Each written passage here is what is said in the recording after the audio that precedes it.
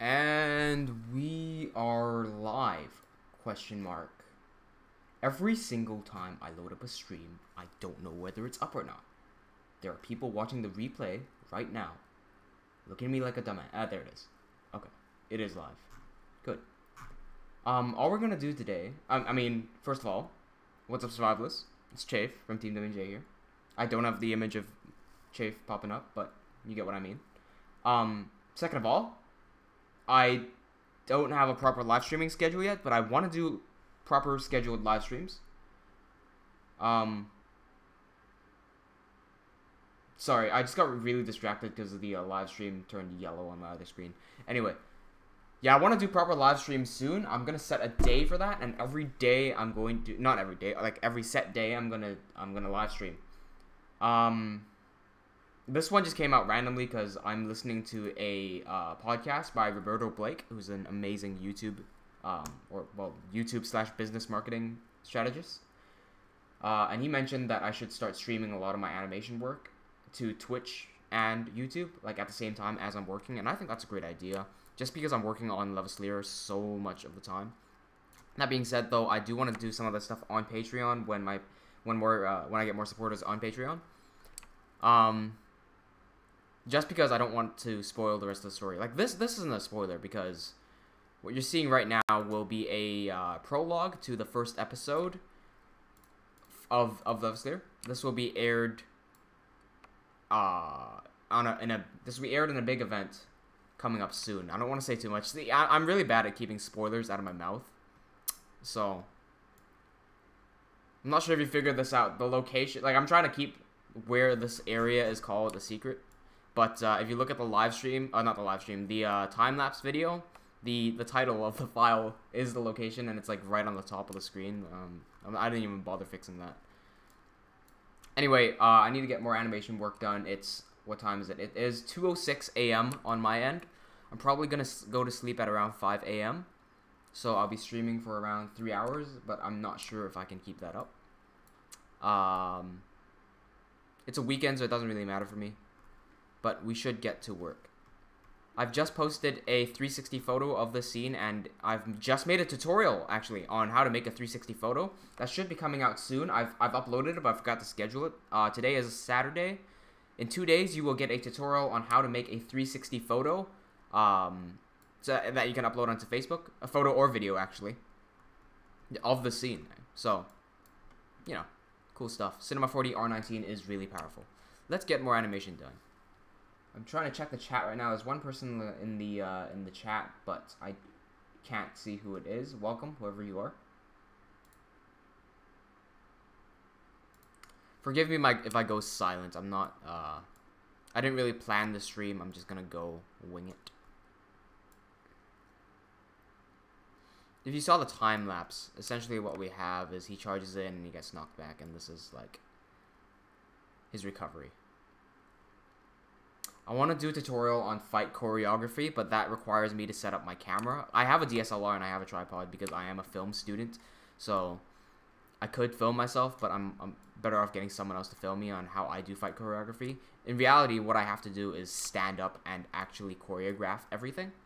And I am a martial artist myself, so I have experience and I know what I'm doing when it comes to fighting, which just helps in choreography.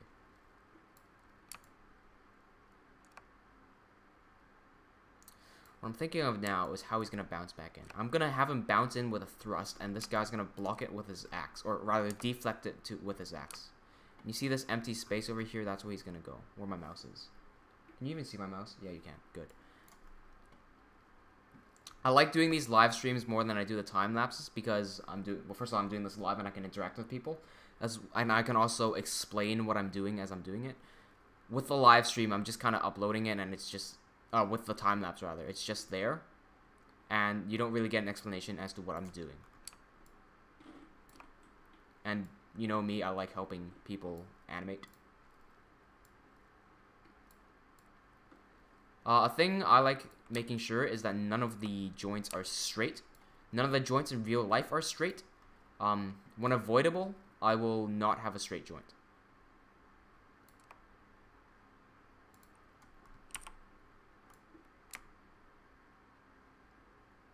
I'm going to have an anticipation here. So basically, because he's going to do a thrust, I'm going to have to draw back his sword before thrusting in.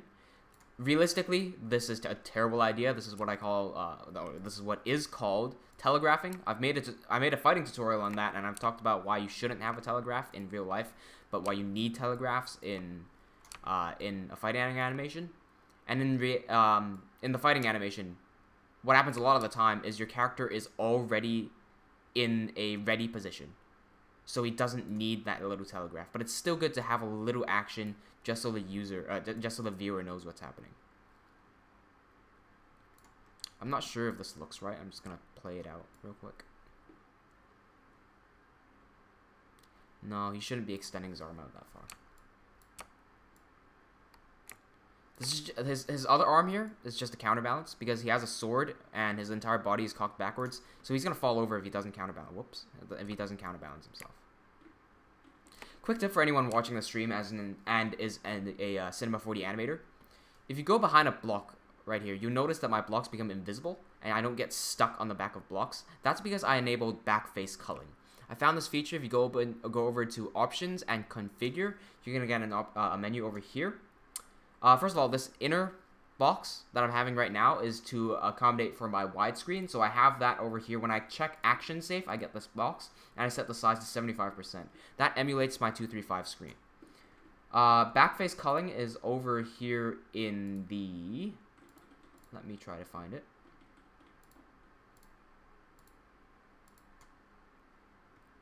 I believe it's somewhere here. Oh no, it's in display. Is it? I remember I do it on... no, here it is. In view. There's a thing here called backface culling that basically disables the back side of a normal. Just great because the amount of times you get stuck, just like because the viewport gets slowed down when you get close to stuff as well, you don't get stuck anymore. So you can just exit straight out. Great for working.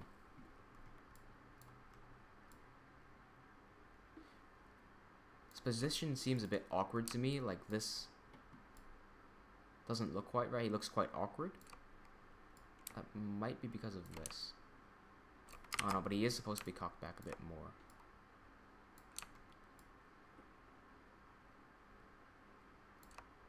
Maybe if I whip this hand over and have him whip the entire thing back, it would look pretty cool.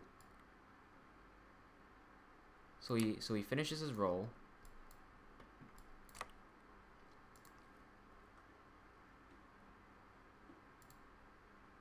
There needs to be a break here.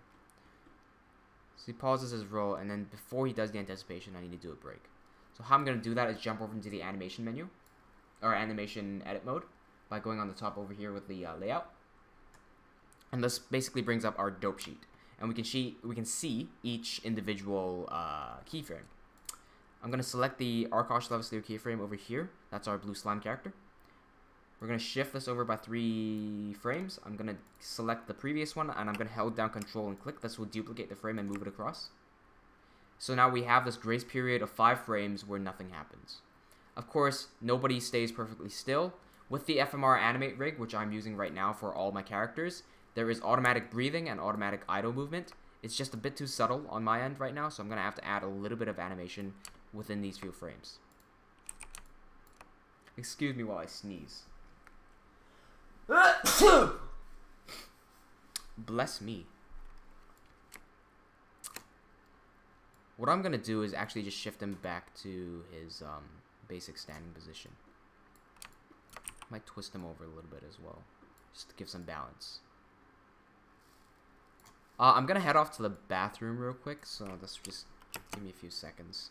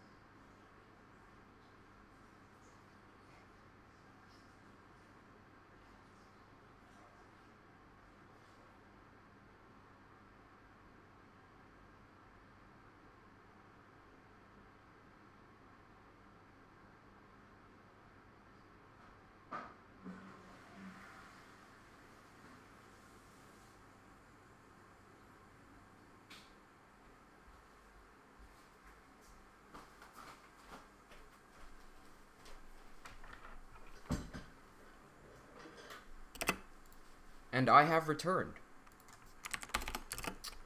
Yeah, I'm gonna have to go to the bathroom quite often. I just had a big, like, nice fat cup of cola mixed with rum. My favorite. It's weird being 18 now because I don't look 18 in real life. And so whenever I try to buy alcohol, everyone questions whether I'm 18 or not. It honestly doesn't feel any different being 18 compared to when I wasn't. Because, like, okay, like, your thought process is a lot different, and things do change. But compared, because everything just feels like yesterday, you know? I found out this morning that 3 years ago, I graduated high school for the first time. I graduated high school twice. I was at my graduation dinner 3 years ago. Like, exactly 3 years ago. Which is just quite amazing to think about. And to think that I'd be graduating university quite soon, too. I'd be graduating university in December of this year. Am I in the wrong frame? No, I'm fine.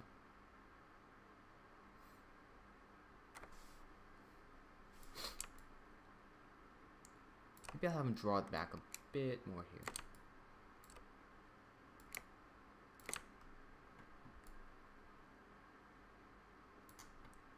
Oh, you know what? He needs to curl his arm here. I like using the shoulder as a pivot point rather than using the IK on the hand. So instead of animating the hand like this, I like using the shoulder. That's because one of the principles of animation is arcs. And that says that most things move in an arc. So nothing goes in a perfectly straight line. If you try to move your arm forward, just like bend your arm, bend your arm, and move your hand forward, it's going to move in like an arc fashion. Or somewhat of an arc fashion. And to emulate that, you move the shoulder instead of the hand, which just gives it a bit more natural movement. So even here, you see that there's oh, I'm gone. You see the keyframe interpolation here is one dot to the second dot. So that's basically a straight line, yes? But when you look at it, it's not a straight line because of his shoulder movement. He kind of brings it back before moving it forward. I'm going to furthermore add some detail here by twisting the wrist. Because he's getting ready to attack, so it's getting cocked now. Pointing it towards the opponent in front. Cool.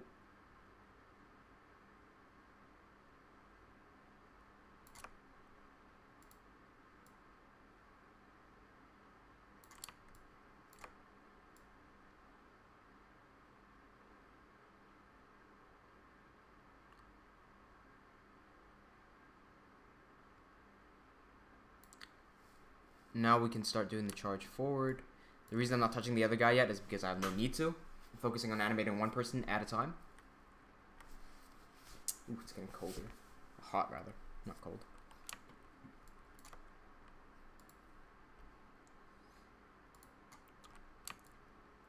Some people have problems determining how far their character should move within a set period of time, and that really comes down to experience. I know when my guy sprints, he flies at around 150 per 5 frames. So that's a three frame gap in the middle. So between these two frames, there's a three frame gap. Excuse me. And he runs around that speed at his top speed.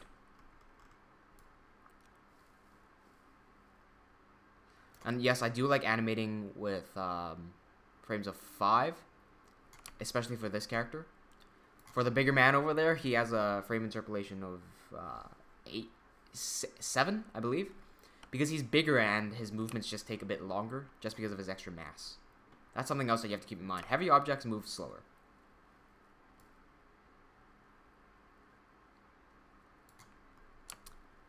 So judging by this, I believe it'll take him about 2 to 3 steps to get to the actual target.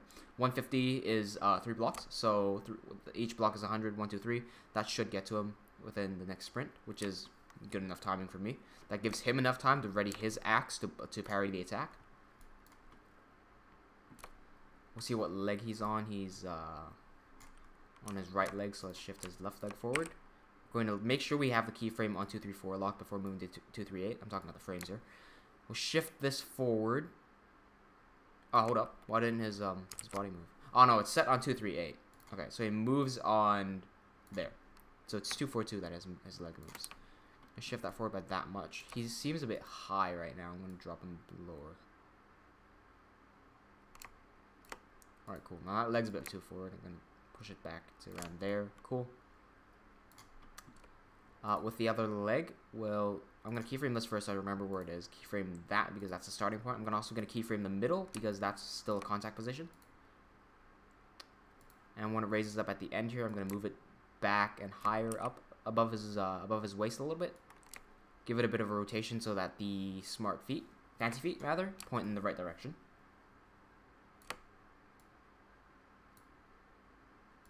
Let me just fix this up a little bit. I'm glad I figured out fancy feet for FMR Animate.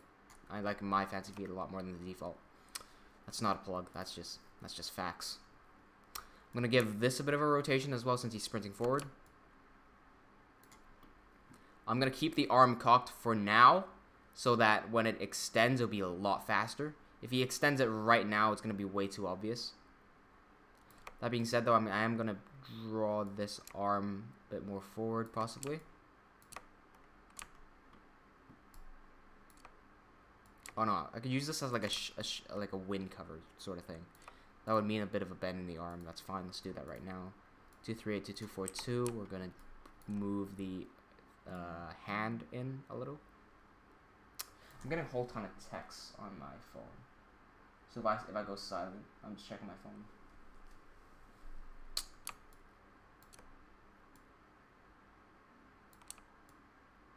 By the way, if you're watching the stream, feel free to chat with me and yeah, just have a chat.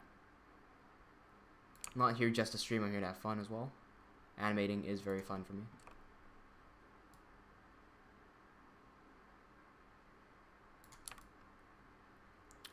So this looks like he's blocking the wind out of his eyes because he's sprinting really damn fast. Speaking of eyes, he needs to have a proper eye line to his target. We're gonna move his eyes up a little bit. I actually have left a first-person camera in right here. This is a remnant of one of the first-person shots that I did on the earlier scenes. I'm planning to release the entire prologue in first-person, specifically for Patreon audiences. Just because it's kind of an exclusive thing. It's a completely separate render and it's a lot more work. But it seems like a really fun idea. I'm going to leave it on first person just so you can see it because it's pretty cool.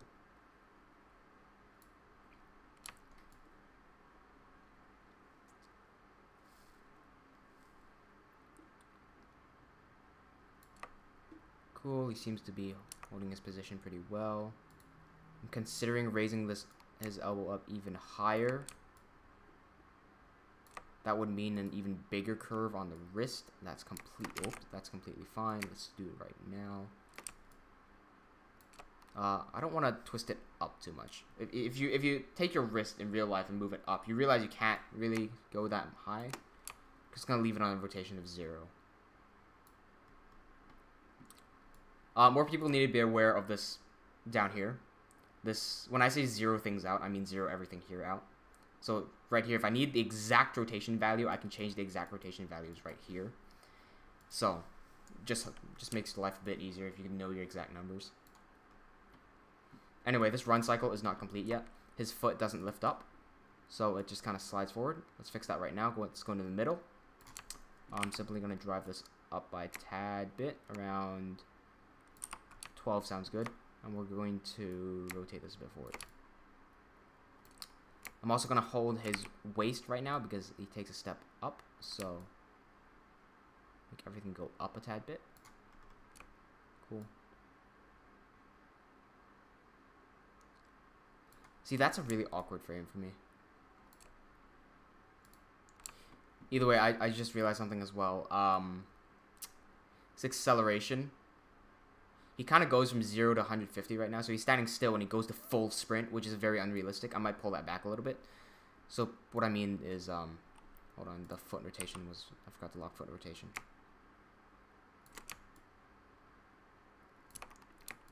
So what I mean is I'm just going to simply take all these and I'm going to drag them back a tad bit, possibly by 50 seems a bit excessive. I'm gonna go 40. And so his first sprint is a bit slower.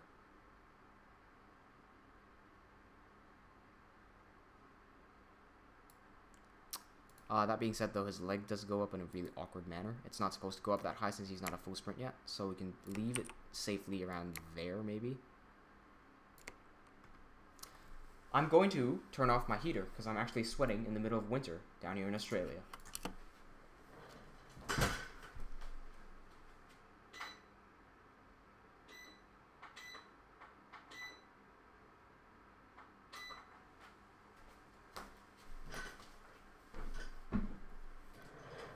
We are back.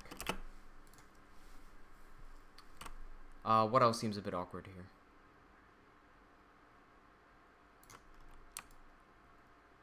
So that looks pretty good to me.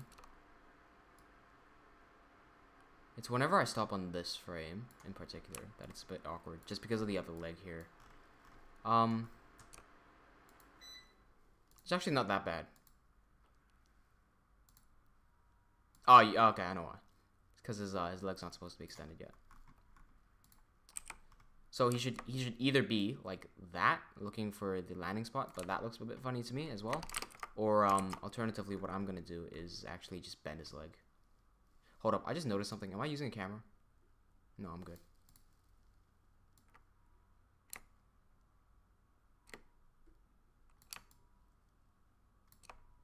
That's a bit sideways for me. For anyone wondering about my second screen, that's actually just a second version of my viewport. And you can do that by going up to View, and one of these options is to create a new viewport.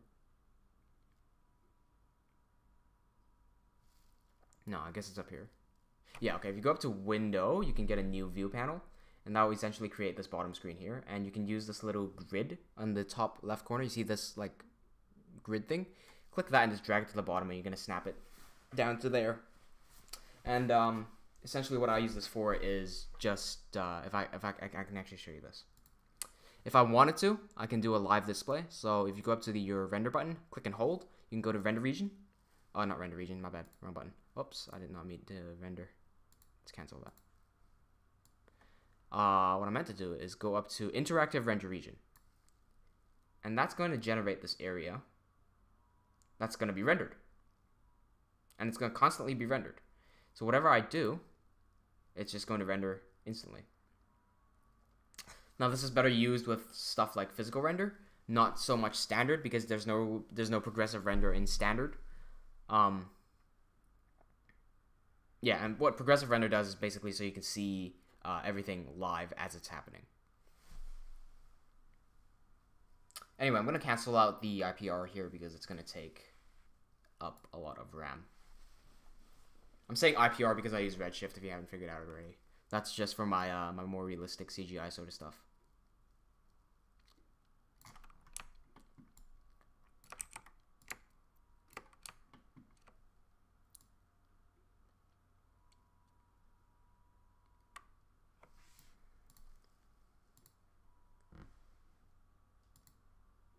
That's still a bit funny to me.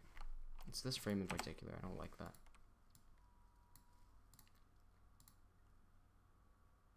Okay, that looks a lot better now because he extends his leg forward now. Cool. Anyway. For whatever reason, my stream health is still, like, yellow, and I can't figure out why.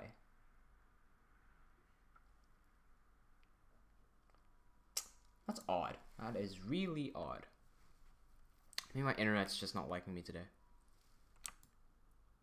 Anyway, carrying on with the animation. I've just done one run cycle in like 24 minutes.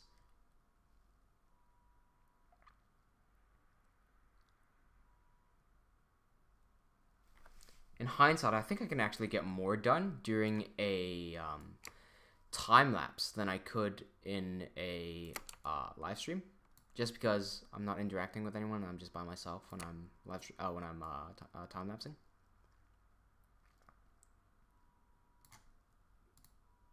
Which is cool because I do like getting work done. Gotta have that little hustle life.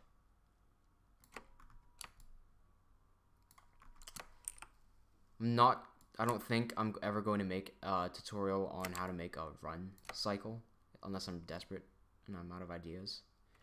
Just because there's so many tutorials out there on how to make a run cycle that it's kind of oversaturated. And there are plenty of good ones out there already. There are plenty of shit ones too, but I think if you search hard enough, you're gonna find a good run cycle, and you don't really need me for that. I'm doing the stuff. I'm making tutorials on the stuff that nobody else is making tutorials on. So stuff like randomized grass. I mean, in reality, how hard is randomized grass? Like, actually, it's not that hard. It's just people who animate Minecraft in Cinema 4D. I'm pretty sure that they just kind of picked it up and they're not really sure what they're doing and they're just animating, and that's it for them. I don't do that. I use Cinema 4D for visual effects when I'm doing movies. I use Cinema 4D for modeling. I use Cinema 4D for a whole bunch of stuff, because Cinema 4D is more than just some, more than just some Minecraft animation tool. If you want to just do Minecraft animations, you're better off using something like Minimator, which is built just for Minecraft animations. If you have the money and the patience and the time to learn Cinema 4D, you better use Cinema 4D to its finest. Cinema 4D is a really powerful tool.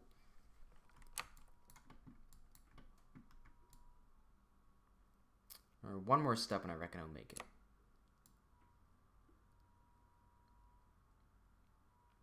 Alright, because he's taking so many steps, I'm going to have to give some waist rotation here, just to make it look more natural.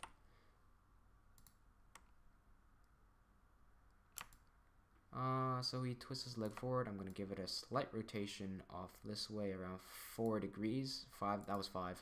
Whatever. I'm going to twist this back by 10 degrees or 9. 9.3 looks good. I don't like getting exact numbers. They're too perfect.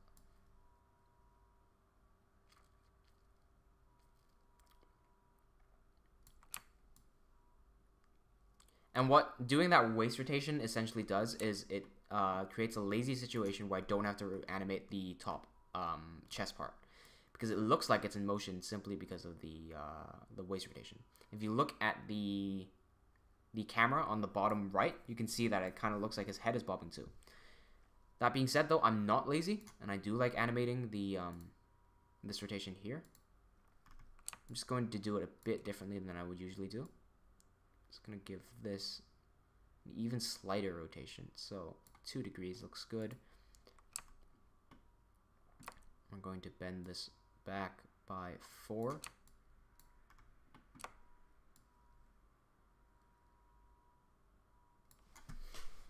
Cool. Finally, he's gonna dart forward in.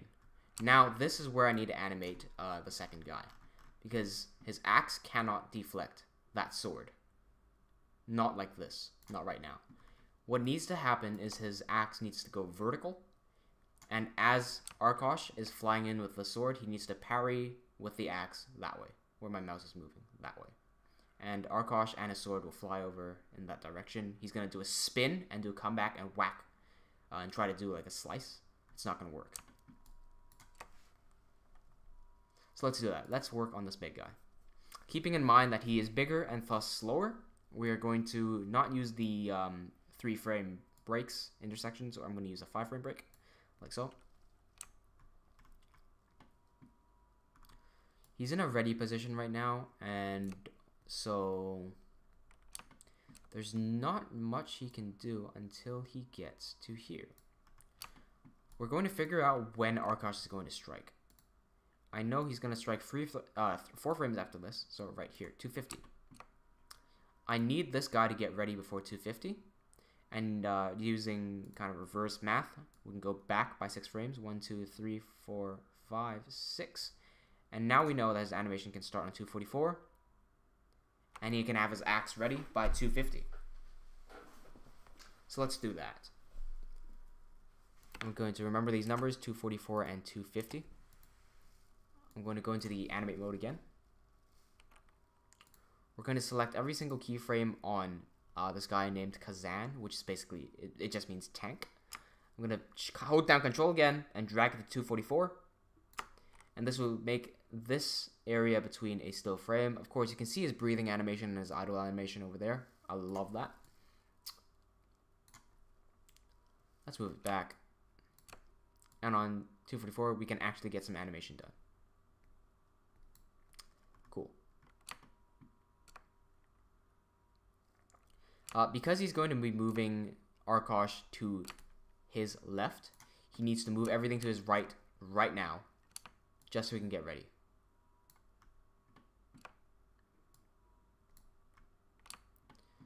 Actually, his no, I figured something out even better. Okay, so the attack comes in at 250, right? But he needs an anticipation where he brings his axe around. So I'm actually going to move the 244 keyframe back. I'm going to move the keyframe back by 1, 2, 3, 4, 5, 6. Back to 238. Oops, I selected way too much there.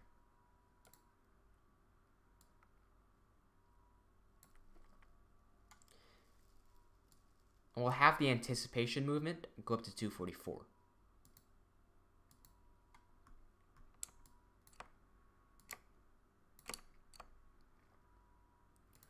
All he's going to do is rotate his entire body and make his axe vertical.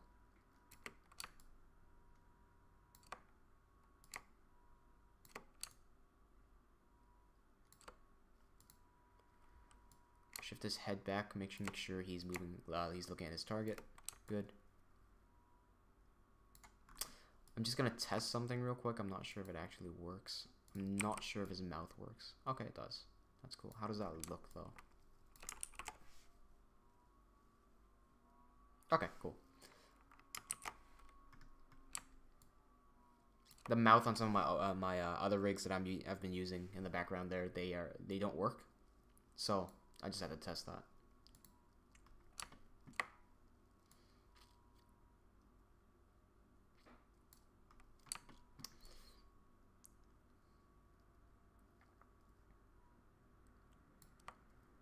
Even if he holds it like that, it's not too bad. But I want to make it even better. So, there's no lock point here, but I remember it's 238, so that's cool. I'm going to rotate this. Oh, okay. I've selected his arm by accident. I haven't locked his mesh, so I've been able to select his mesh. I'm going to move this here. Shift it across a little bit so it's a bit easier for the other hand to grab.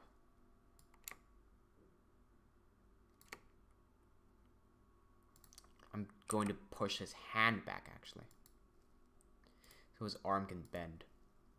This will make it so that when he actually does the parry, it will be at full power.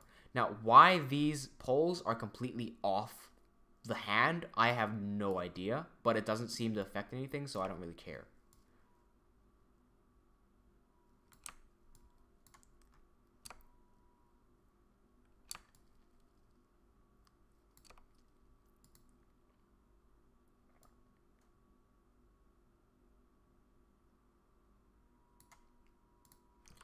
Let's move this up.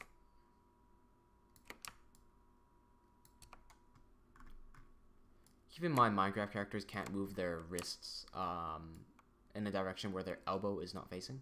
So where their elbow facing is where their wrist will go. That is, you can't change that. So it's a bit awkward for him to hold this axe.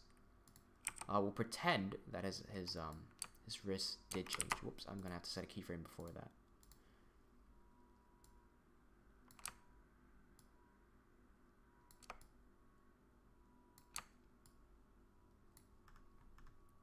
Okay, so if you do that, nope, there seems to be some backface culling problems here. This should not be showing, but it is. Well, there you go. There's a little bit of error on my end. Nobody's perfect. So now he draws the axe back. That's a bit on my end.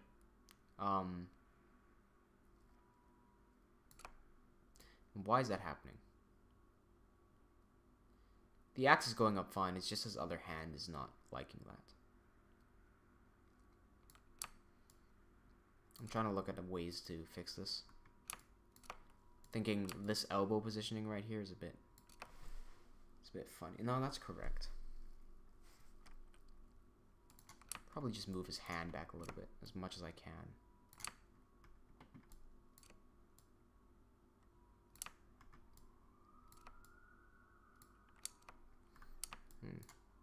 None of the axis handles are lining up with where I need them to go.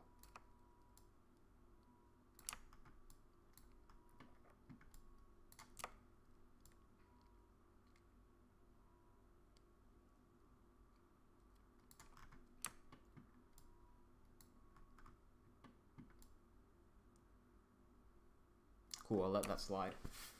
It's way too hot here now that the heater's been on for so long.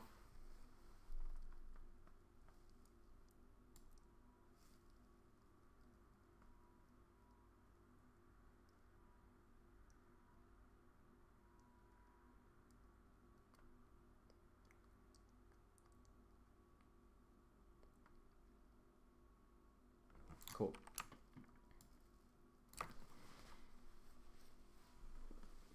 Let's animate his flying first before the parry. I think that would be a good idea because I can then just adjust where he flies in from.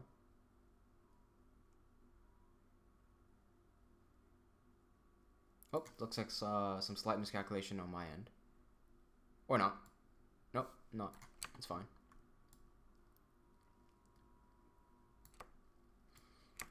I looked at the 246 here where the keyframe for Arkosh was, and I thought that was his, the big guys. It's not.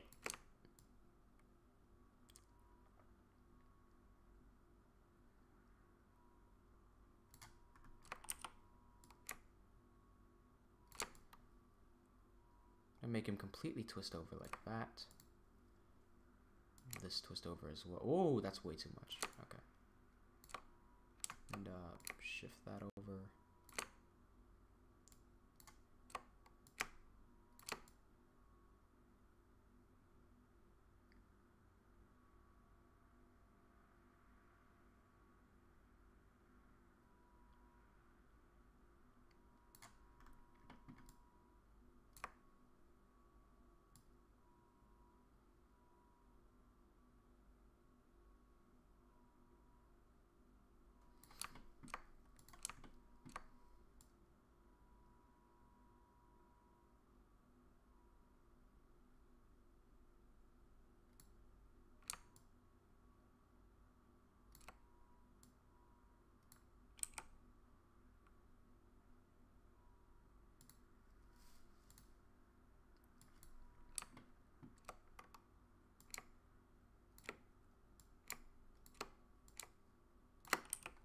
I really should start simulcasting this to Twitch as well. I just don't use Twitch much. I'm not even sure if I have a Twitch account. Like, I'm saying I'm not sure because it's very likely that I could have one, but because I don't use it, it's just like, do I know the password to it, or I might just make a new one. It'll also take me time to figure out how to actually simulcast because I didn't even know that was a thing.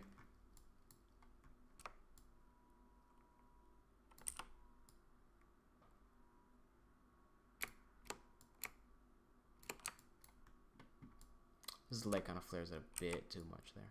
I have to move that back in a little. Let's try to keep, whenever possible, flare it out because it's an animation. But I like keeping some stuff realistic, and in a fight, you want to keep things as minimal as possible.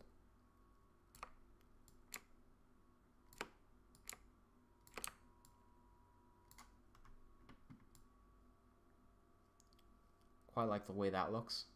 It looks like he just punched him in the face there. That's not what actually happens.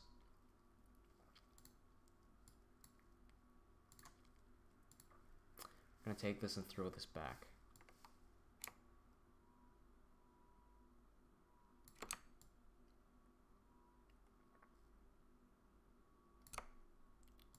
Just gonna make sure he's still looking at the target.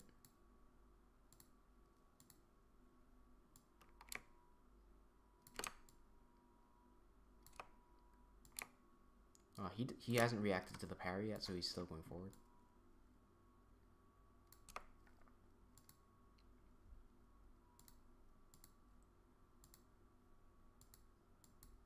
Let's try to make the sword as straight as possible. There you go. That's really nice. I like that.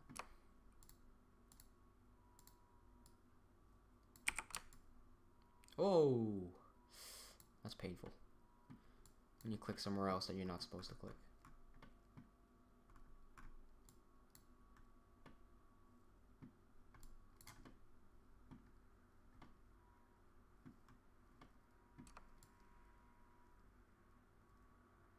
Hold up. I'm just realigning his hand to his shoulder.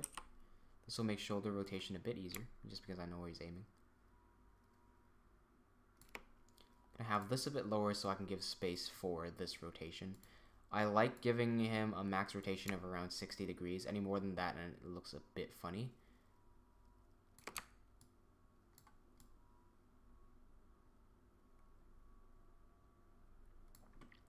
That looks like a good thrust to me. Yep, that's a thrust. That is clearly a thrust. His second step from this angle looks really... I know why. His waist never goes up. That's why. That's what I forgot. We'll select this here and that leg there, and we're just going to shift those up. That's a very key step that you people need when you're animating a run cycle. They bounce a lot. Make sure that bounce is there. So boom, boom, boom.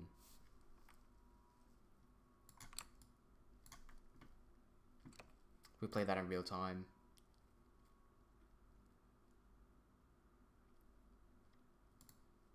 Cool. And everyone should be practicing run cycles. Run cycles are very basic and they need practice to get good at.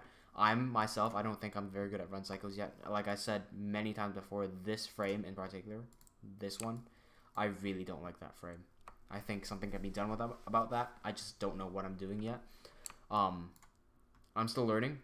So I have animator friends. I might ask them for advice on what to do. Because like from here it looks fine. It's just when you look at them from the side, they just look a bit funny. That's all.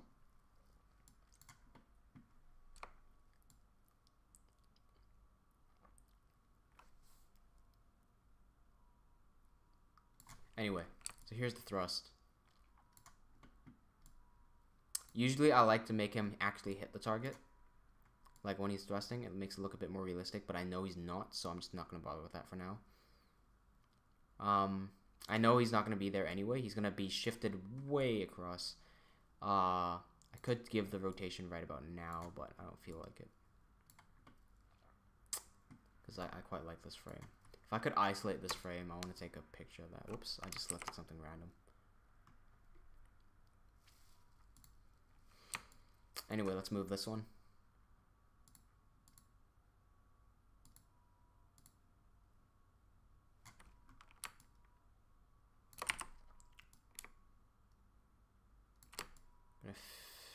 Yeah, that looks good to me. It might be a bit much. I don't think so, actually.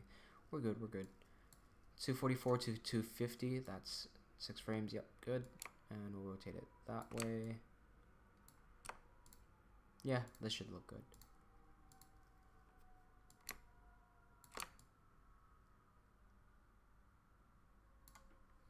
I'm gonna consider making his right leg more twisted. Might do it now. I wasn't too sure. Nah. He needs that balance.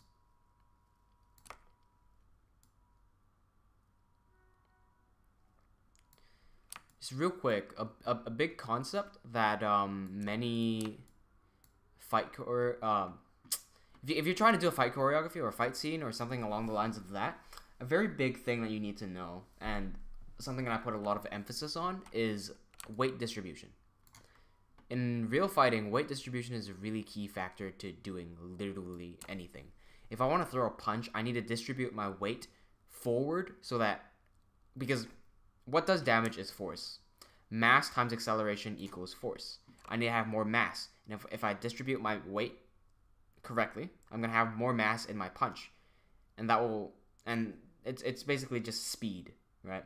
Speed and weight distribution is what does a lot of damage. Strength has nothing to do with this. So when I talk about weight distribution, it's something in this situation right now. Okay. Right now he's evenly distributing his weight between his two legs. He needs to deflect a guy flying at him with a sword, right?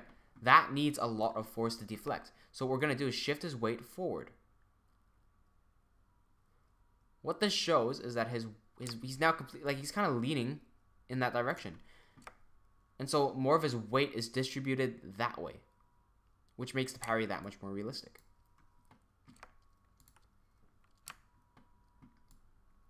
I'm going to give him a bit of rotation here just to fix up this.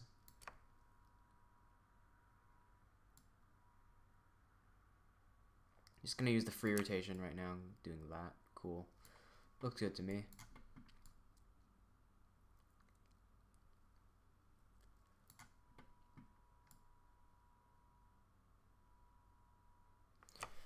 We're going to have to fix up his arms real quick. It's a bit of a mess when two people collide into each other. Oh, smashed the wrong button there. It's a bit of a mess when two people collide into each other, but it should be... I mean, I know what's happening. It might be a bit confusing for you. By the way, small detail. If you look at the muscles on this dude, it actually sticks out a bit. I did not think that that would work. It looks good, especially his front muscles. Check out those pecs and those abs. Those sexy pecs. Anyway, enough of that. So arm needs to go vertical. So we're looking at dropping his elbow down. Like so.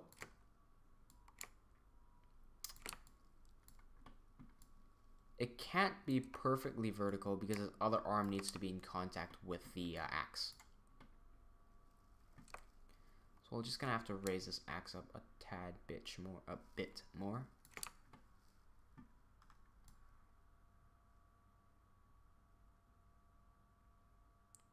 Right, one more thing is this hand, it's time for that to fully extend. Now I can't really see it at this angle, but I can back here. I'm simply going to try to line that up to its shoulder again. Cool, and that's a lot more extended than it was before. Let's do that.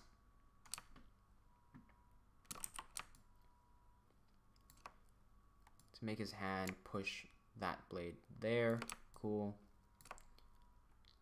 Give that a slight rotation that way, since it doesn't seem to be working too well with full vertical blade.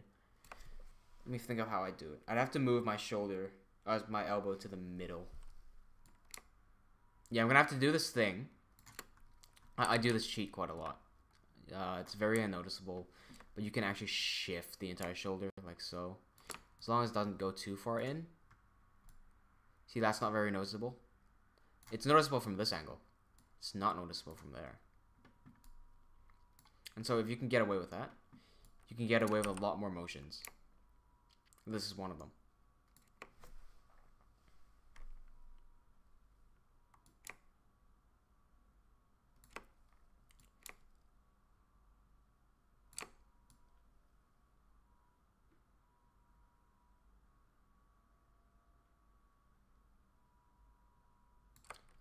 Let's give this a full extension on his left arm.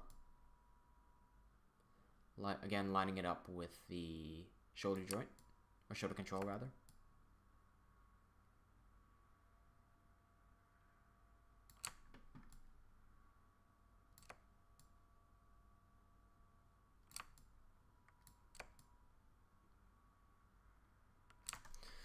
This can be a bit confusing sometimes. I'm a bit confused right now myself. I don't like the stretch on the arm. I usually disable that. I must have forgotten on this rig. You know what? That's close enough for me. And what do you know? It actually lined up with the actual pole of the axe. That's amazing. Fortunately, that's not where I need it to line up to, because his hand will get cut. I have to go a bit higher.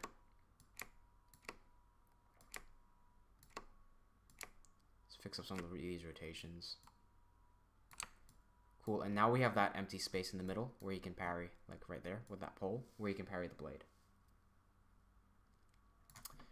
You will notice that the blade is down here and the axe is over there. That is completely fine. We'll match them up in a bit. I'm just making sure that the animation itself is smooth.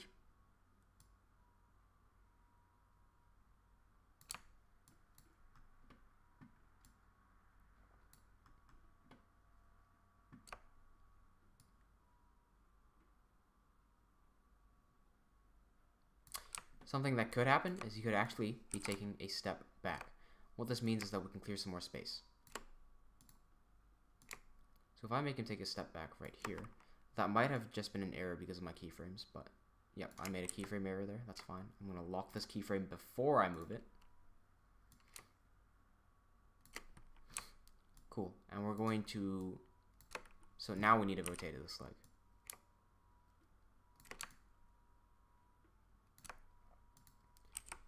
Well, again, make sure the weight is just distributed to the front leg. That seems to work pretty nicely for me. I'm going to shift everything back a tad bit as well. Cool. Rotating this to the exterior. And now we have a bit more space to work with. Just kind of take a step back to parry it the other way. That's cool. That being said, though, Arkosh is completely off target. That's why I said he should have hit the target before, because if he was there, watch where the guy is, watch where the big guy is, and watch where the axe goes. That's a perfect parry. So that means we just need to have to rotate Arkosh a little bit. I did isolate him, though, and that does make a pretty cool render. I might do this and take a roto of him later. Oh no, he's in the shadow. It does look damn good though.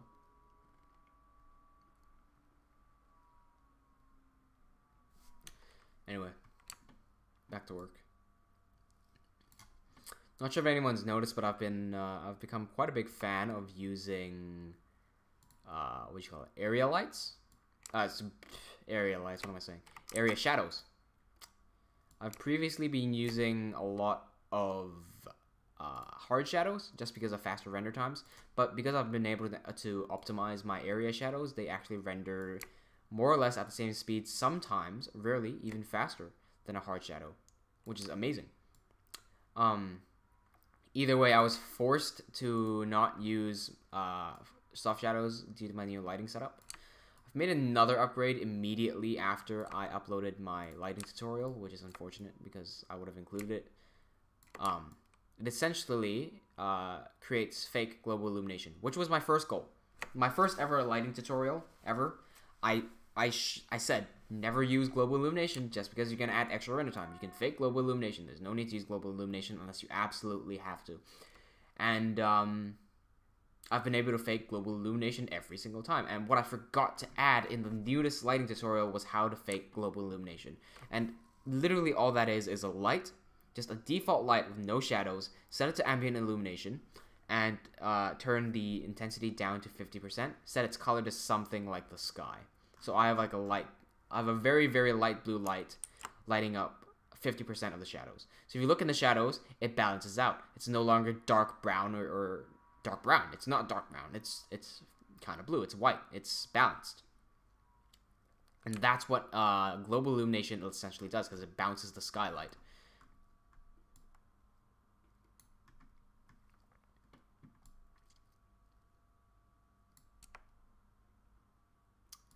I think this could actually do with a bit more. Oh dear, I've selected the mesh again. I keep selecting the mesh. This could do a bit more of that. A bit more of that. Yes.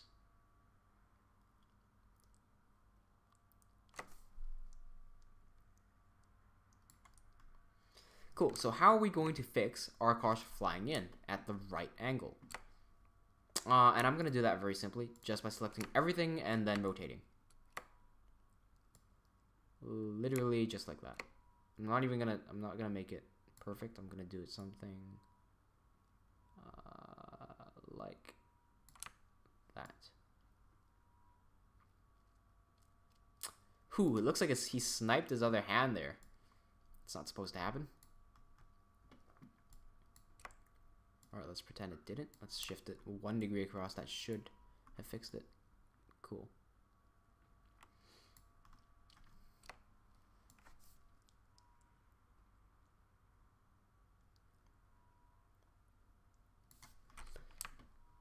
Cool. That's really nice. I'm going to save right here in case anything happens. Save often, guys. Really do save often. Set up autosave. I haven't set that up yet, but I really should. Please set up autosave.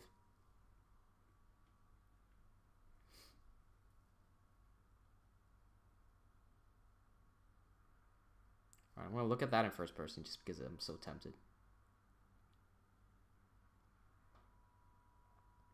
He does snipe his hand, doesn't he? Yeah, he does. Alright, we're gonna have to manually animate this one. I'm going to set full keyframe mode, so I'm gonna go back to project and set my keyframe to 24. That's my final render keyframes. Why I'm doing this is because I have to see exactly where it clips, and I have to make sure it does not clip at any point. If it clips, it's unrealistic, it's just bad. And there's just like no attention to detail there. So right there, it clips into his face. He fucking died right there. We're not gonna do that. Apologies for swearing. I naturally swear a lot.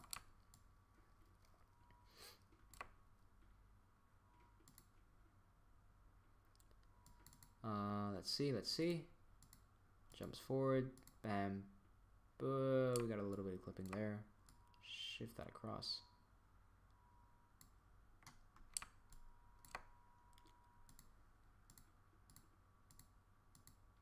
And so now it doesn't clip at all. That's exactly what we need.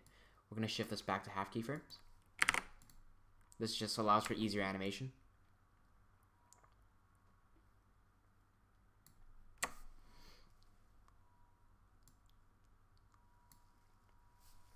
Time is it? So cool. That was 1 hour of animation. That is exactly 56 minutes of live stream. So that's how much I can do in 1 hour while explaining everything that I'm doing. Yeah, this is pretty decent for 1 hour. I could have done a lot more if I wasn't streaming, to be honest, just because I wouldn't have to explain anything. What I would have done as well is have him land.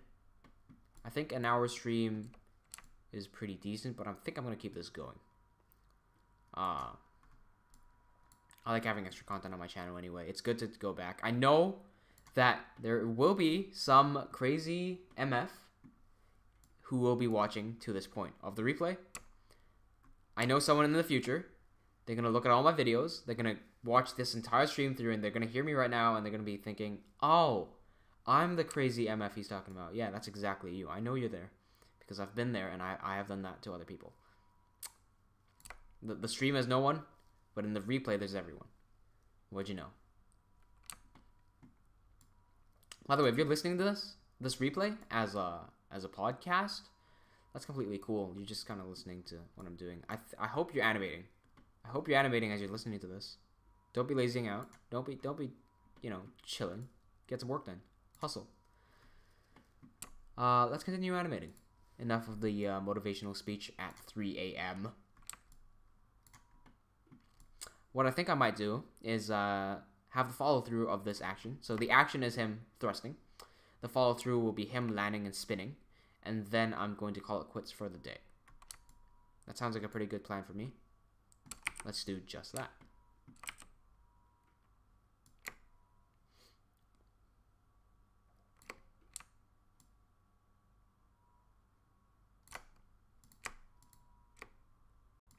He's going to fly over and he's going to land right there.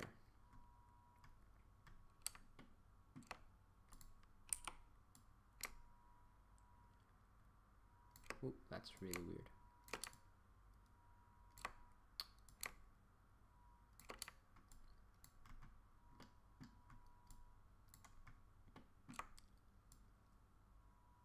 There might be a bit of clipping again because he turns. Oh no, it's good.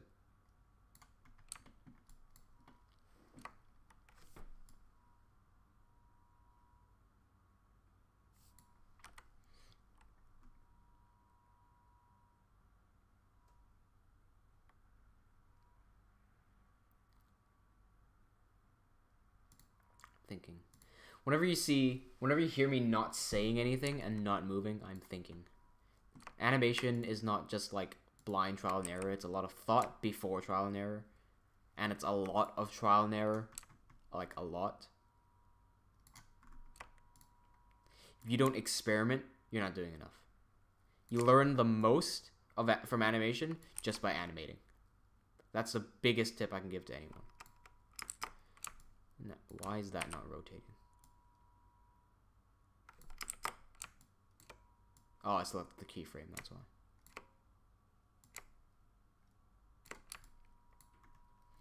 So, which leg does he land with? Alright, it'd be logical for him to land with this leg. So he kind of takes a flying step, or scissor step in parkour.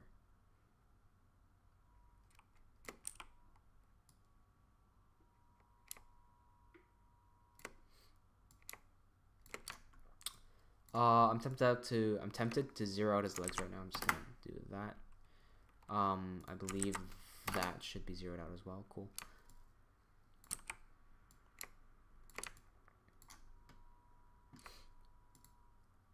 Everything's a bit high right now. Let's shift across. Cool, cool. This a bit lower. Keep in mind, he just flew in, so he has to absorb all that weight. Going to... Fancy Feet is a bit of a bitch when shit goes crazy like this. But spend some time figuring it out. Don't give up on Fancy Feet. Fancy Feet does take practice. You're going to get much better results with Fancy Feet than without. There's a rig out there that has like smooth feet, and I've tried it and it doesn't really work that well, just to be honest.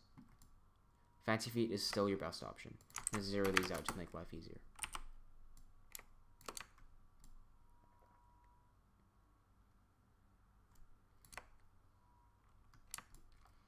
Now, I don't think his second leg should be touching the floor yet, honestly.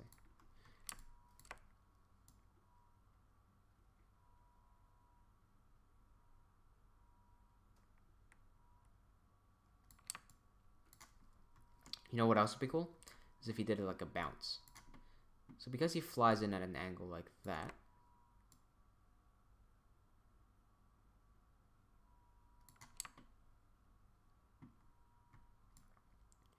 it'd be really cool to see him bounce in. So, and it'd also look a lot more realistic. So he flies in and he has all his energy going into there. So he physically bounces in to his target. There we have an example of a straight leg. I don't like these straight legs. Let's fix that.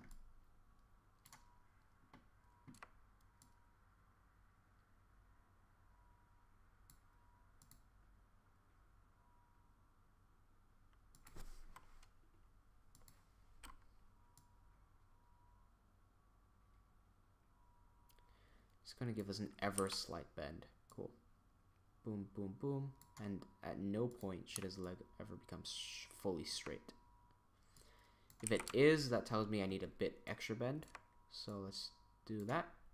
And in the next frame, that's not a straight bend. That's good.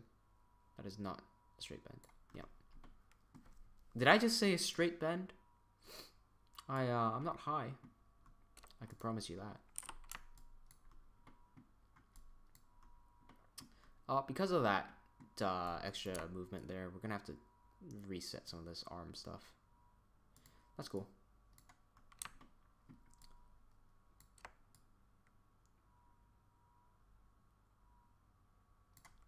There you go. So that bounces him, basically. Goes in, boing, and goes out. Does it look like that he claps the blade? Why is that so far out? Oh, that's to avoid clipping the arm, isn't it? Okay, cool. Never mind. Yeah, I'd rather him not clap it, so let's just move it down like that instead. This way keeps the emotion linear. There you go.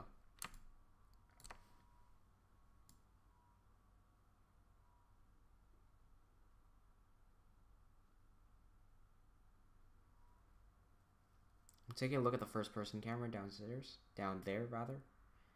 So it goes in and he bounces off.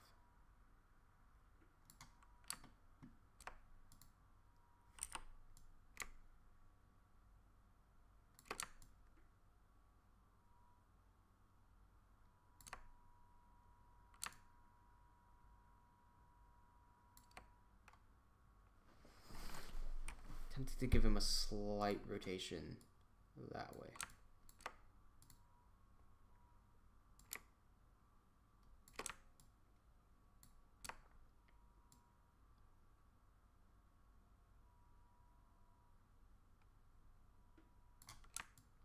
Yeah, that leg shouldn't be touching down yet.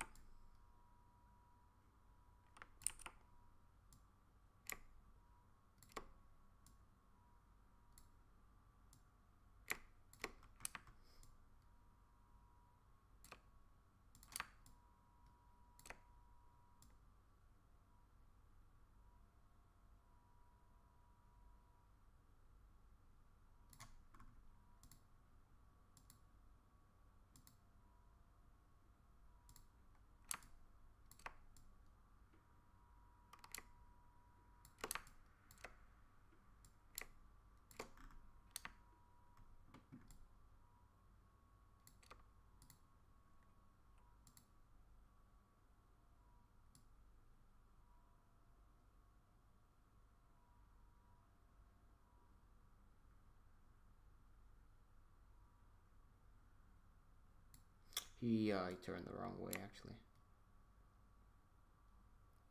His effort should be to realign the blade to the target. He has diabetes. Oh no, anorexia. So let's not do that. Yeah, when the rotations get a bit too intense, I'm just gonna not do that.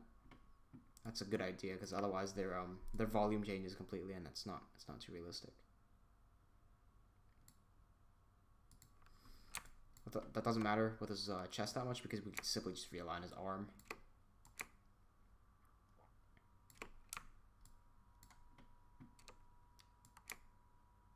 I'm gonna twist it that way a little bit, just because I know what's gonna happen next.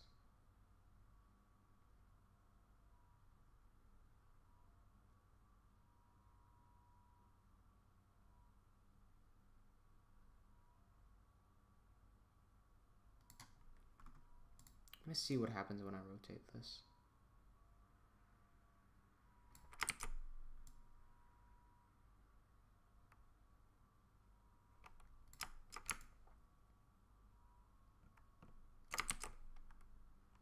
Cool, something to keep in mind. I think I'm going to try playing around with that a little bit. 1, 2, 3, 4.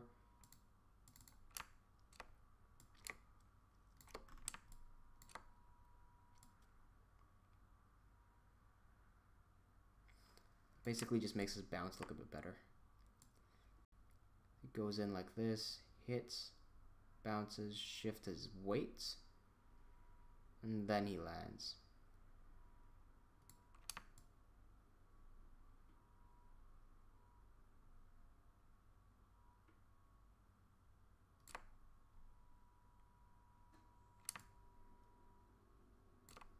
At this point, his head he should have known. I'm gonna make him start turning his head back, actually.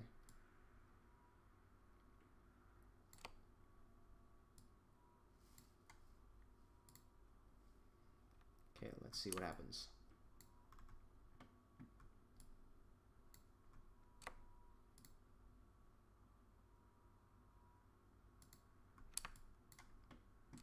Cool, looks good from back here.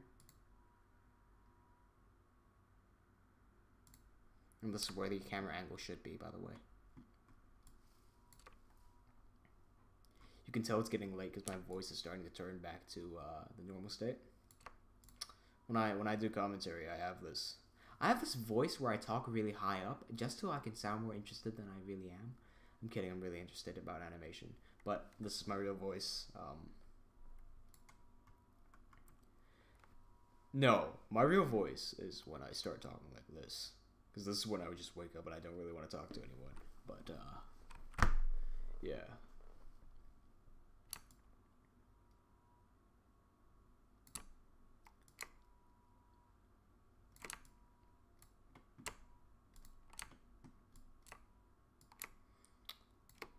Well, question just popped through my mind. I wonder how YouTubers... Well, I mean, look, when you think about YouTubers, in reality, aren't they all just talking to themselves while staring at a computer? Isn't that what I'm doing right now? I'm literally talking to nobody, as I'm animating Minecraft characters fight. That's a way to put my life. Yeah, I need to put that on my resume now. Sits around looking at characters fight while talking to my computer screen while no one else is in the building with me.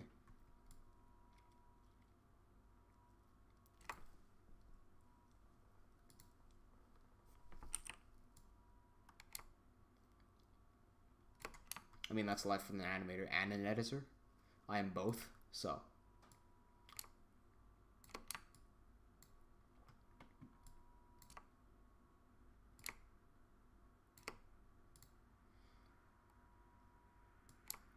By the way, I might do a shameless plug right now. Y'all know that I animate, and y'all know about Levaslier, but my second channel has been on YouTube longer than Team W&J has. It's if you just search up "It's Chafe," like with the E and I spelled backwards, so it's not Chief. It's flip the E and I and you get Chafe. If you search that, you're gonna get my channel, my personal channel, where I upload all my editing and like film work. So you know, if you're interested.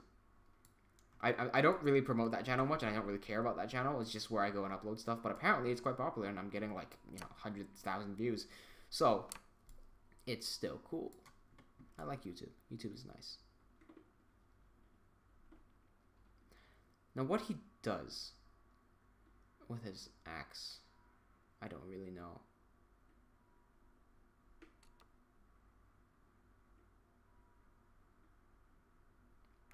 Ooh, I know something interesting he can do. He can flip the thing entirely.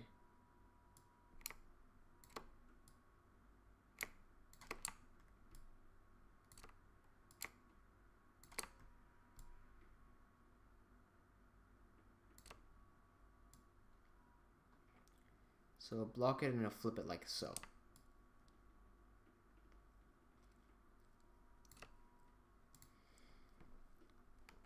Again, there's no reason for you to do this in real life. If I parry someone's like attack like that, like look at this. Okay.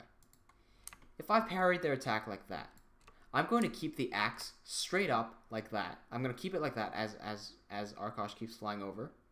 And if I kept it like that, I could have dropped it on him like a few frames after this, because he'd be busy spinning and I could have killed him with the axe right then and there. But it's an animation and he's not my main character, so nobody cares about him. Such is life.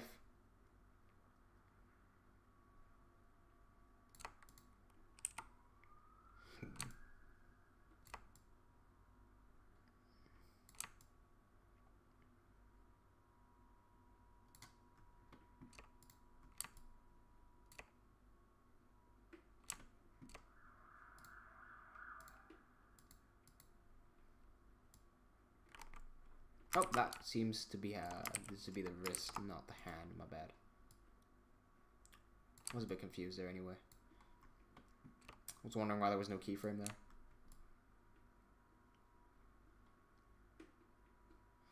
I wish I had the community tab because I want to put up a poll. I want to know how many people here are interested in my non-Minecraft related stuff. Because I do CG as well, like as in visual effects for film, and I mean, I like doing that. So, if anyone here is interested, I'm not sure if it would. It probably wouldn't go up on this channel. It'd go up on my personal channel. I'm not plugging my personal channel, by the way. Like I did just then. I'm not doing that now. If I did do real life or CG stuff, I would put that on my film channel. But yeah, no, I could totally do videos like that. That sounds pretty fun. I'm actually hungry now. Why am I always hungry at 3 a.m.? Okay, so he's repositioned his axe. This weight distribution seems a bit off here. He seems to be a bit forward leaning. I'm gonna have to shift this across. I'm gonna have him lean back but lean forward at the same time.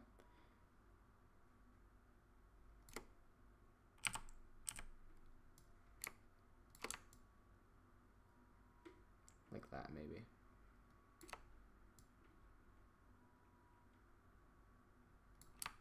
Can't see from that angle.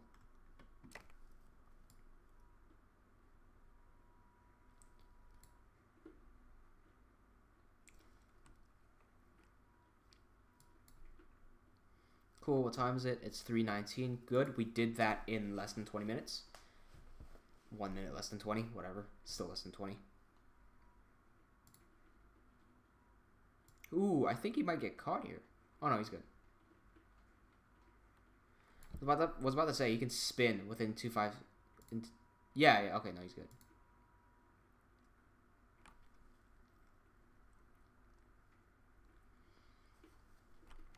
He's going to spin back now and smack him with his sword, because he's in a perfect position to spin. Spinning is a great tip. Spinning in your fight animations completely blows out realism. Any sort of realism you get, blown out by spinning. A single spin, done. No spinning. For real life, I mean. Animation, spinning looks fascinating. Looks beautiful. Spin as much as you can, while keeping it realistic. No balance, find it.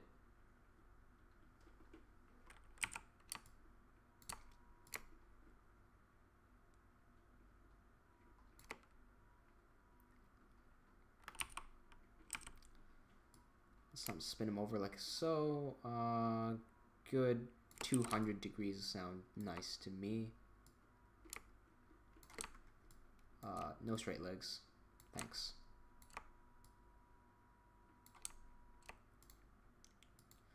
Let's fix that leg real quick. So it goes like that. To spin this way.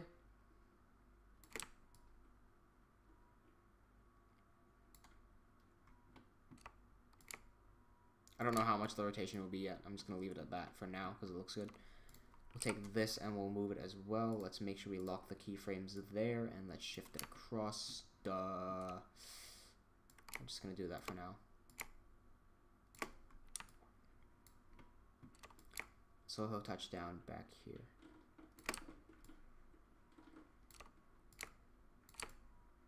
There's a dead body there. I'm just trying to not step on the dead body. Not because it's rude or anything, but because it's going to be a pain to animate. I'd rather not clip into the body. It looks like it's spin this way.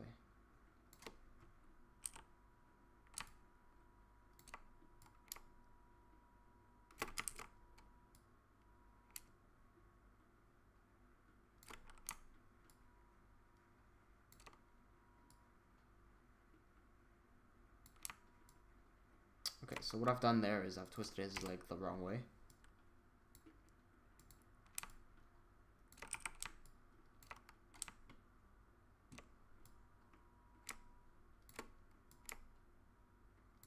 Let's try that one more time.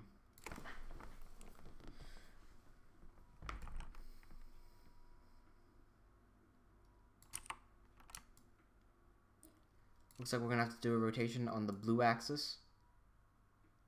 And we're going to do it clockwise.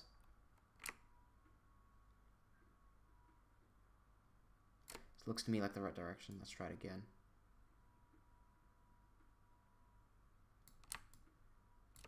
Yep, that is the right direction.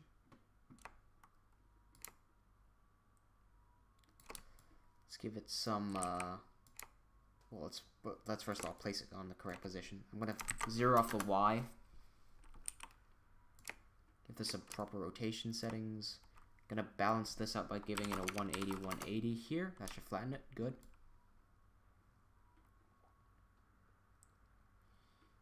He looks very wide right now. Weight distribution should be on the back leg because he just kind of flipped over with a spin. And so what I think is gonna need to happen is this leg's gonna have to shift in. It's gonna have to.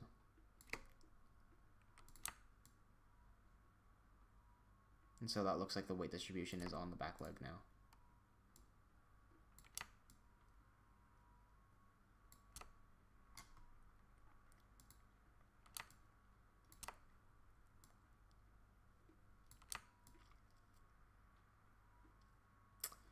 Leg seems to be facing the wrong direction again. This may just be a tweening problem because there's no keyframe in between, so it doesn't know which direction to go.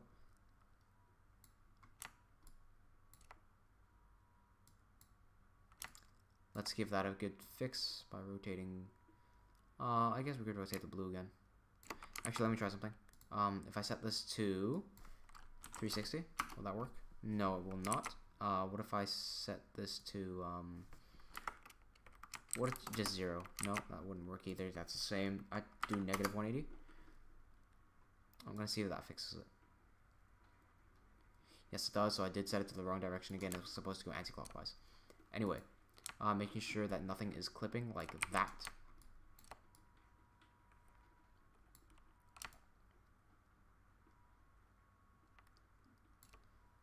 Weight distribution seems a bit off here. Looks like he's gonna fall. Let's reset his balance up to there.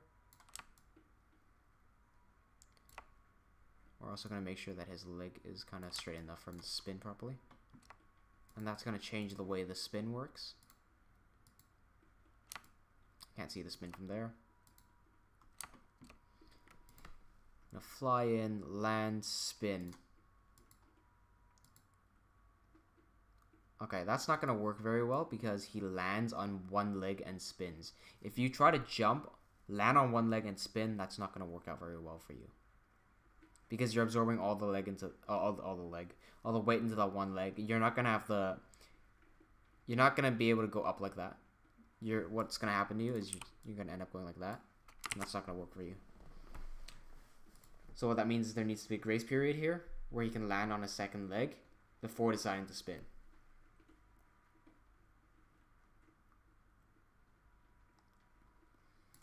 This is where I get up and actually test the action.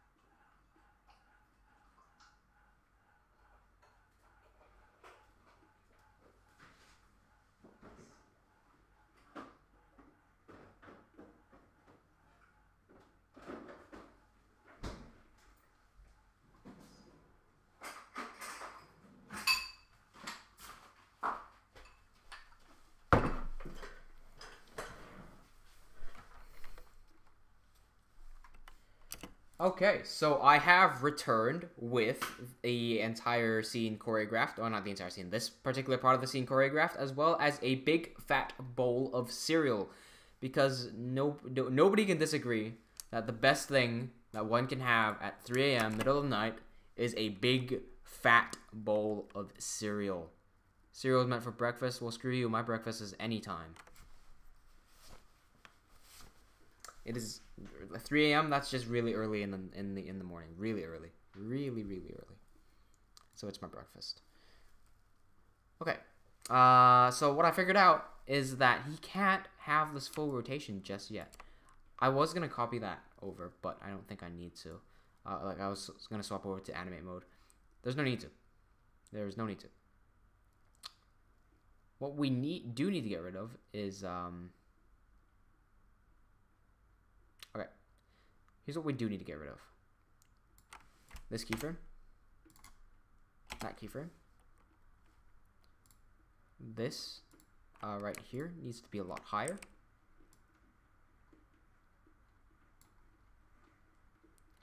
When it flies in, he needs to land before the strike. And so he's facing the complete wrong way. He's facing way too far.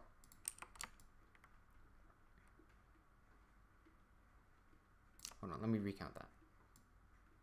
Hold up. Okay, so he lands on a different leg. I choreographed a landing for the right leg. He lands on his left leg. Let's retry that. Be right back.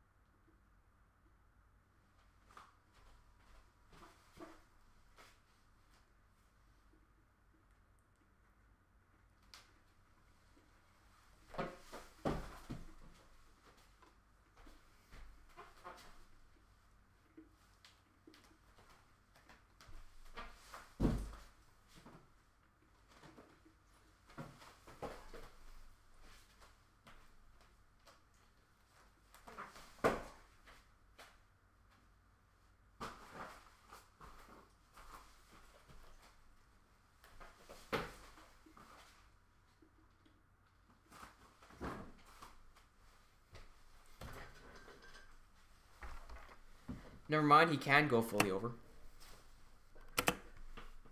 Let's work on that a bit more. Let's figure it out.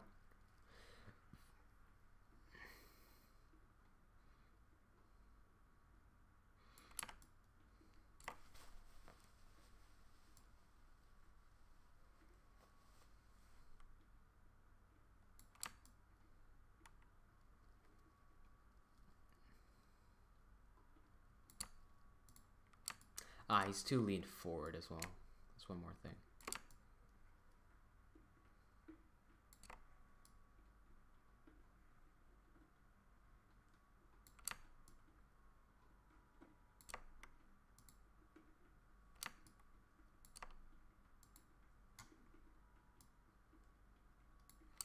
I found out that this is actually a really weak strike just because he has no body power behind it, but it's a strike nonetheless. So I think it's just sort of an act of desperation what he just does here.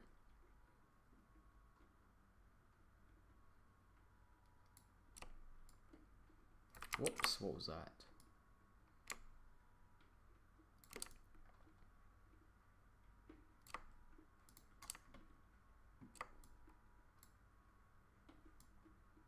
What are you doing?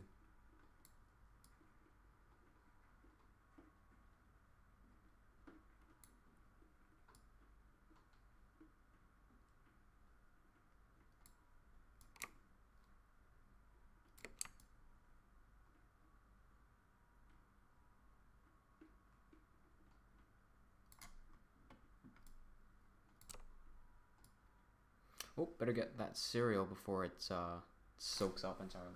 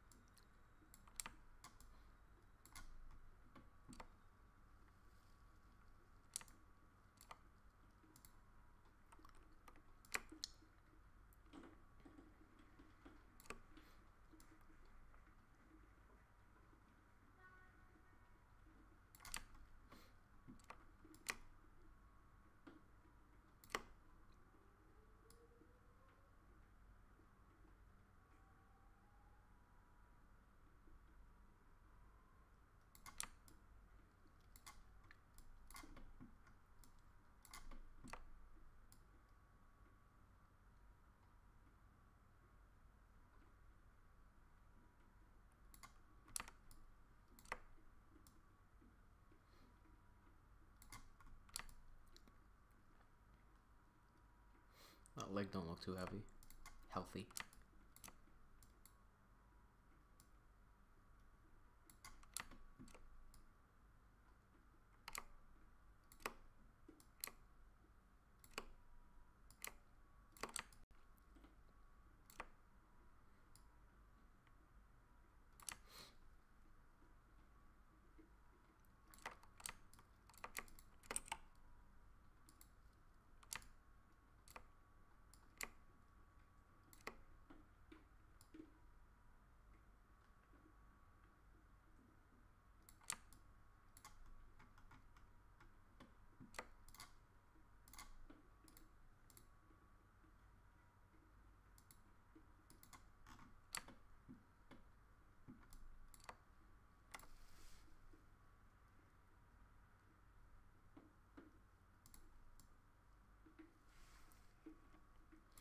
I would appreciate this attack to be a bit higher as well, actually, now that I think about it.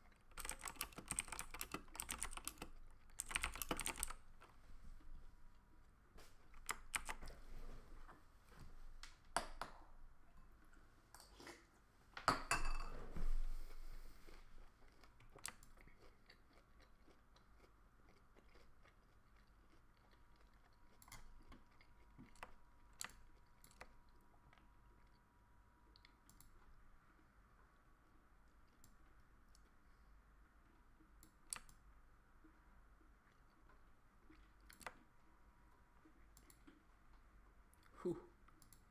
Cool. Oh, I proper takes him right down.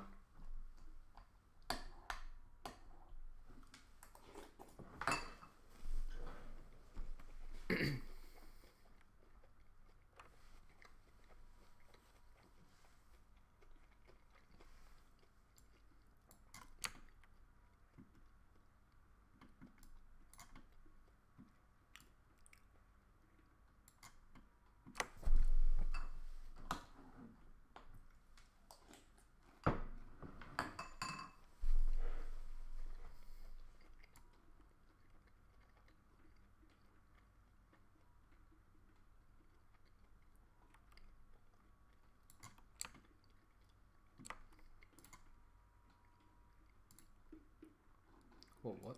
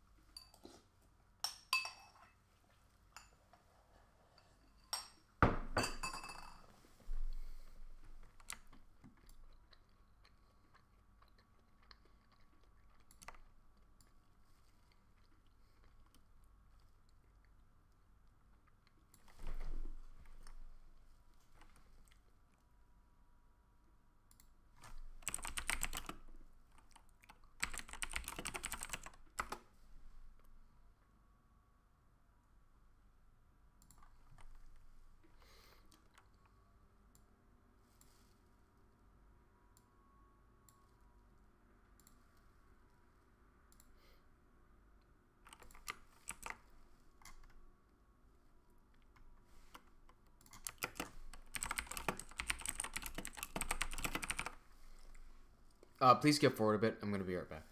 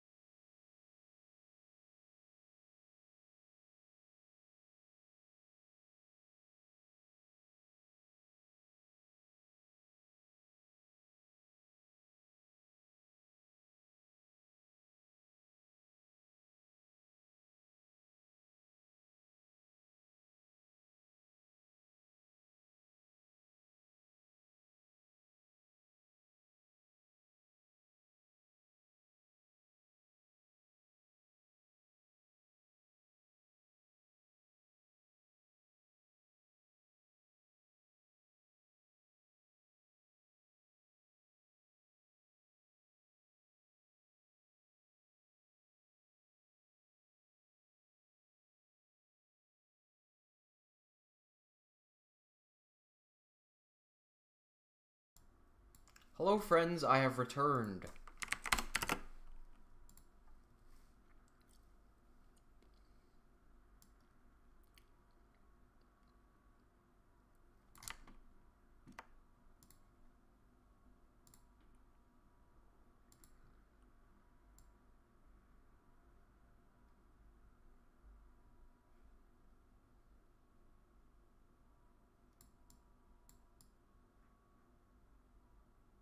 The hell? Why is this lagging behind? What's going on here? Whee. Yo, why is that lagging? What's going on here?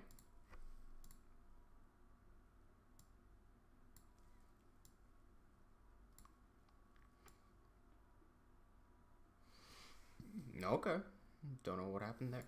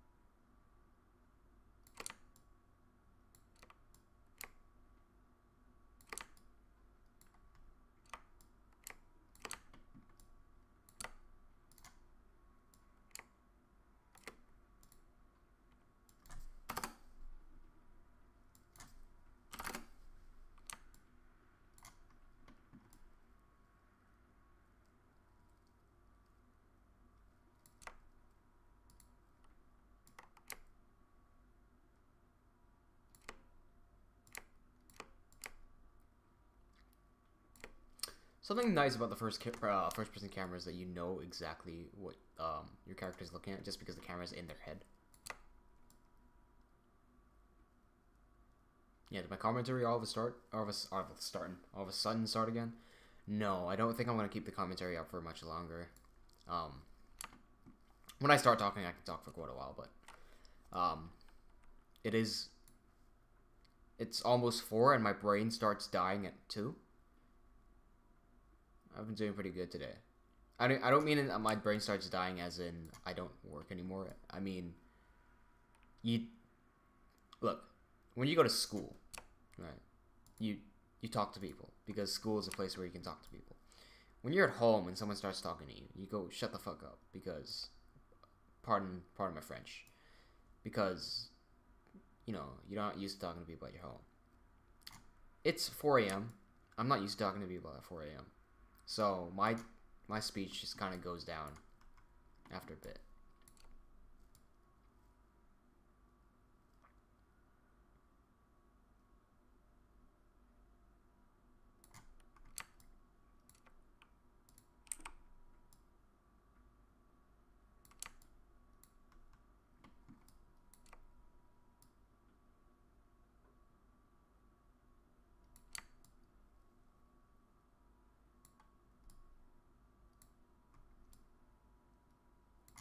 Cool. I think that would be the end of the set of the animation right there.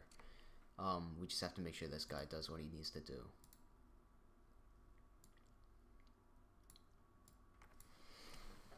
Set frames end there, but he needs to block that sword.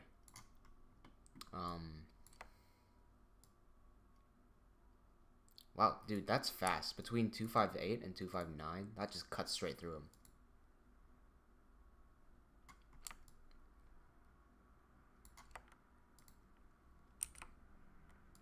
Alright, so this will be a minimal movement. It can only be a minimal movement, rather.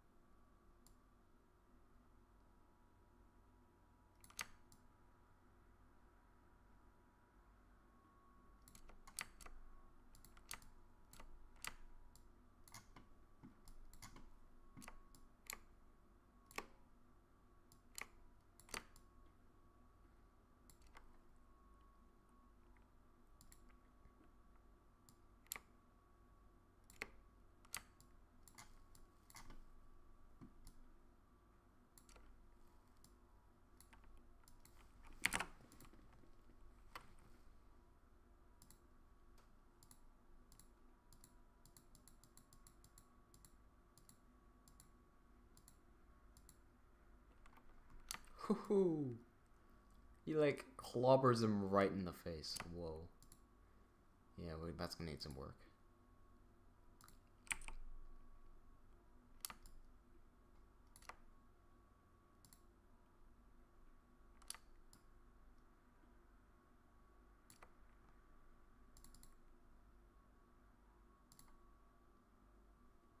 You know what?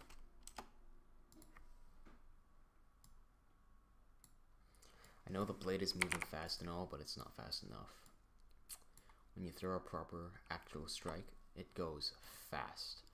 So, it's a lot faster than what we're going right now.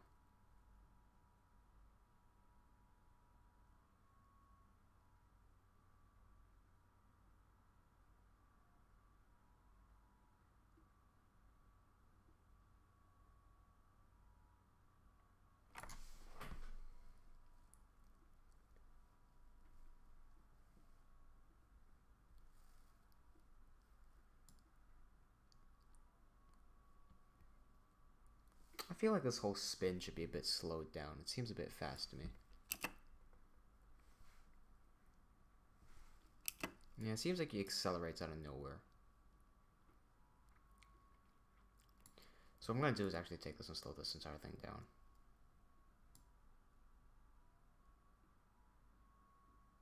That's a bit excessive. No, hold up. Oh, I moved the entire thing. My bad.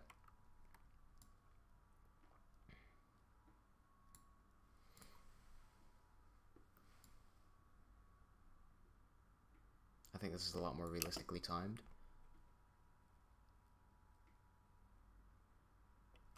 Not this end bit.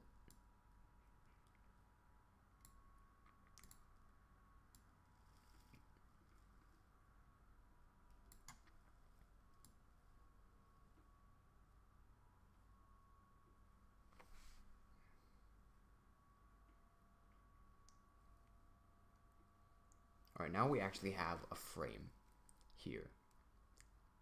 Oh no, is that the same frame?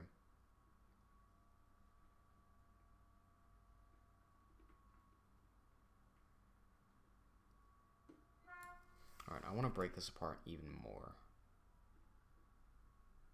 Let's do that.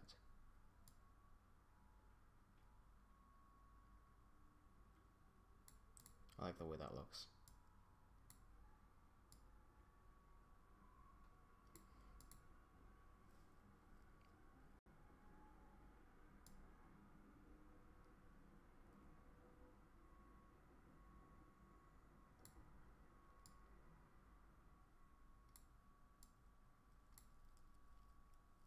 Essentially, we work with some retiming here, and you can get, see, this is slower, and that is fast.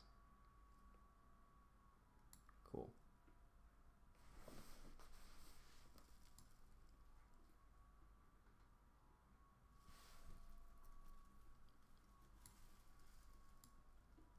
I think that retime should work a lot better than it was before.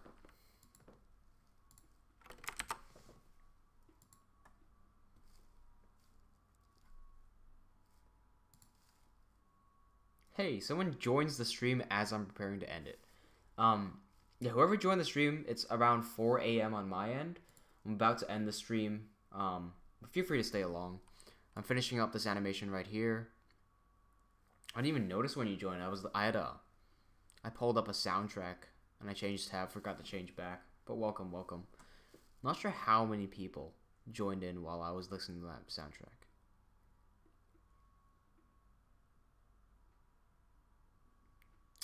Okay, so we're gonna have to animate the recoil right now.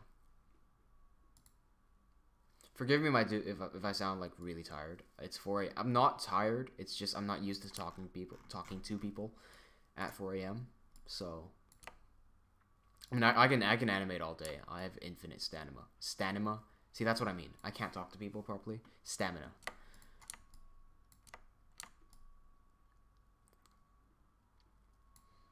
My priorities right now is to get that sword not to intersect with that guy, because he blocks it. So what we'll do is we'll set a keyframe before it impacts, and as it, I'm gonna have to set to max frames mode on 24. Max frames? That's a new word. Okay, so we're gonna set keyframe here, and this changes everything.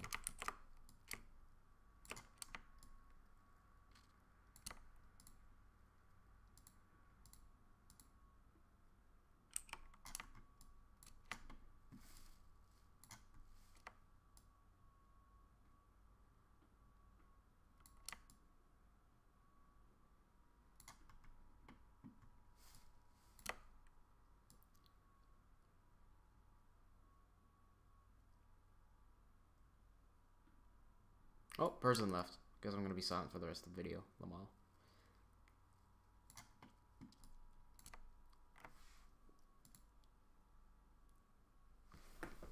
I hope that you've pulled up some sort of soundtrack and you're not just listening to this silence, because that's awkward. I'm sure most of you are smart and you all have done that already.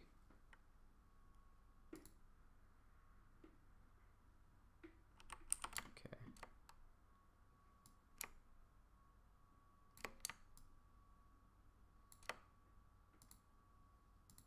Remember what I said earlier about wrists not being at the right angle when you twist it upwards? Well, this is not the case right now, because even though it's twisted upwards, it's being forced upwards by something else. If you tell someone else to grab your arm and force your wrist upwards, they can do that relatively easily. You can't do it to yourself because you don't have the muscles to do that, especially when you have something as heavy as a sword in your hand.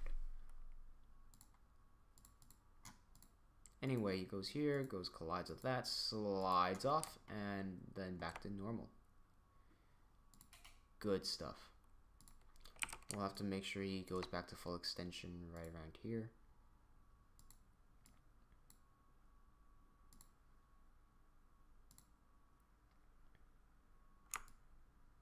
And make sure that doesn't collide with anything along the way. Whoops.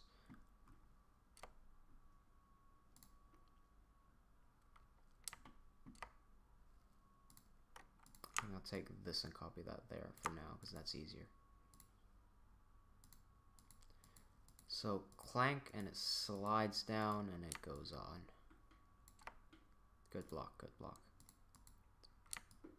Let's check that out from a different angle. Make sure it actually collides. Nobody in the stream, good.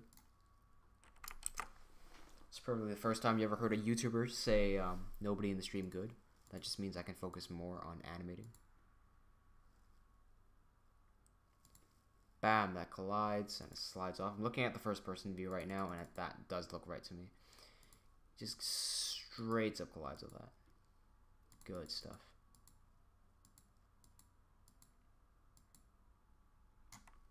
I just realized something. He really shouldn't be doing like the spin with his arm extended.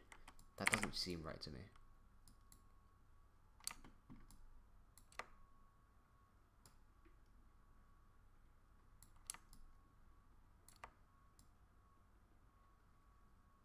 Hold on.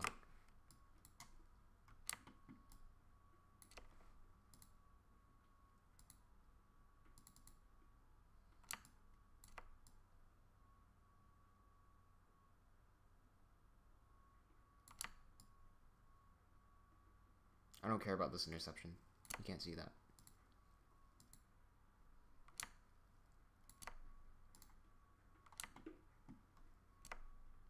Cool. Now the strike looks even more powerful. That's great.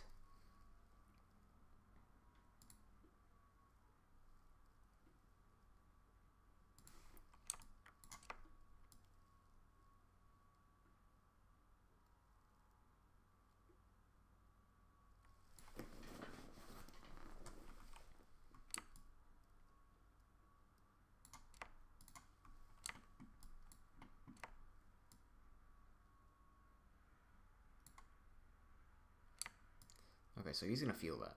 He will definitely feel that.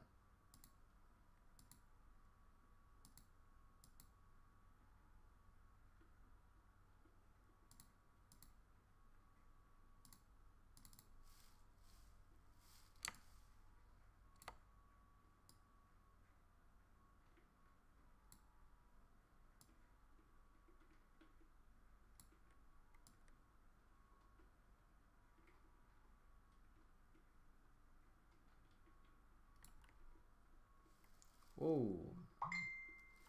That was me. That was me. Don't go checking your phones. That was me.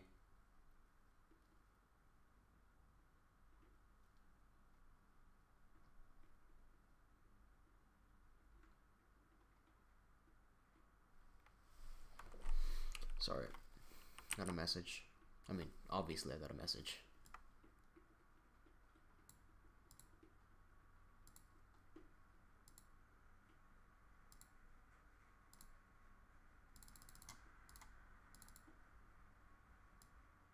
Oh.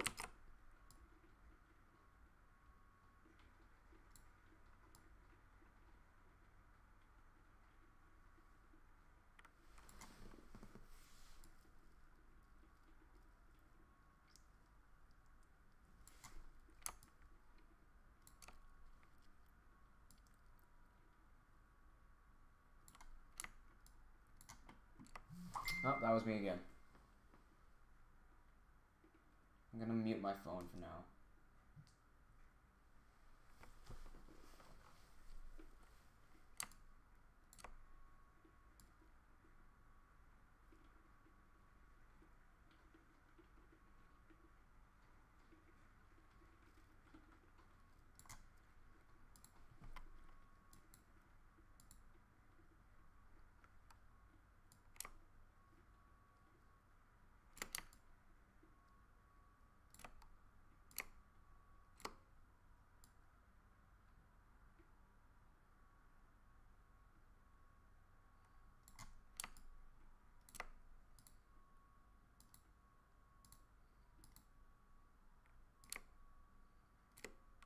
Oh, I've done a 3 frame again. It's supposed to be a 5 frame.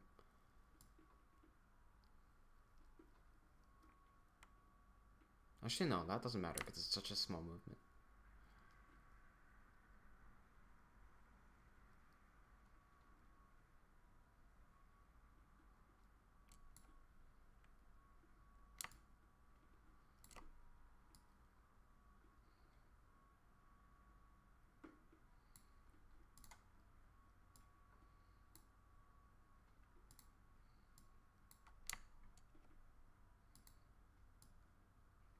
Ah.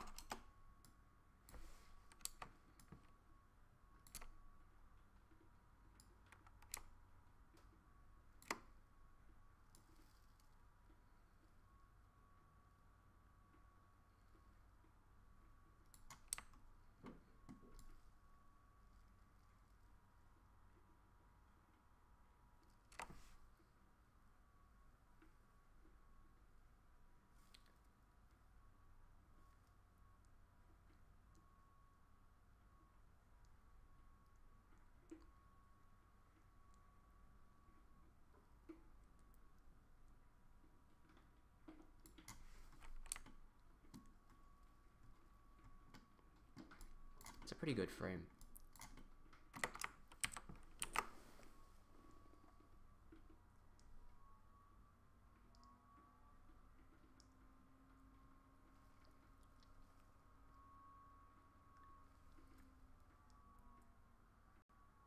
Quite like that. Might make that a thumbnail.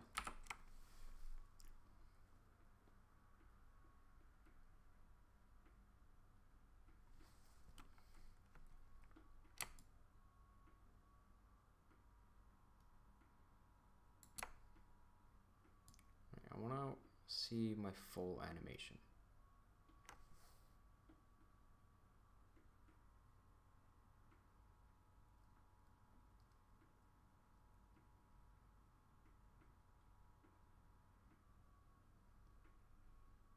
Oh, I just reminded myself. Guess he moves back here a slight bit. I can afford to extend this out a bit more, I believe.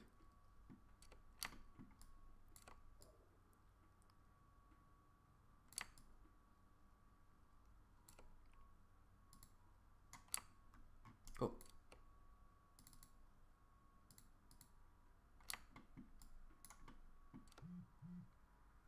I'm constantly getting spammed on Facebook, it seems.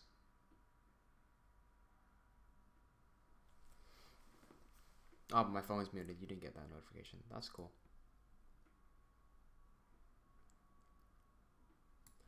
Cool. I'm gonna open up a file on my other screen which has all my timings on it. I'm gonna retime this. I'm gonna switch to this camera. I'm consider using this camera.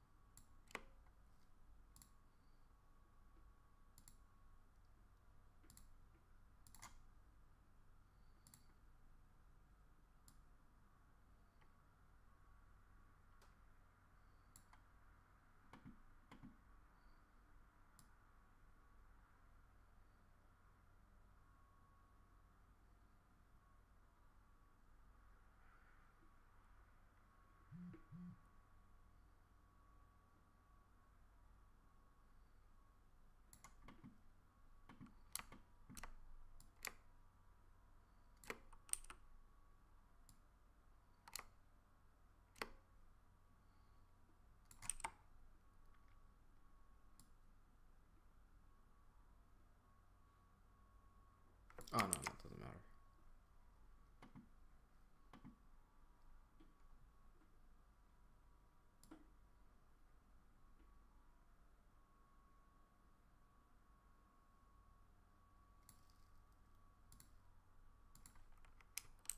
Oh.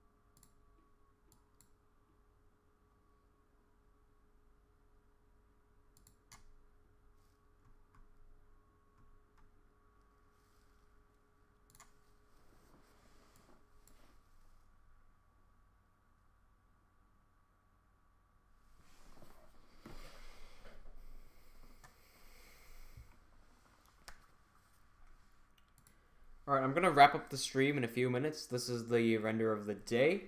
I'm running right now if you're listening to this on the side.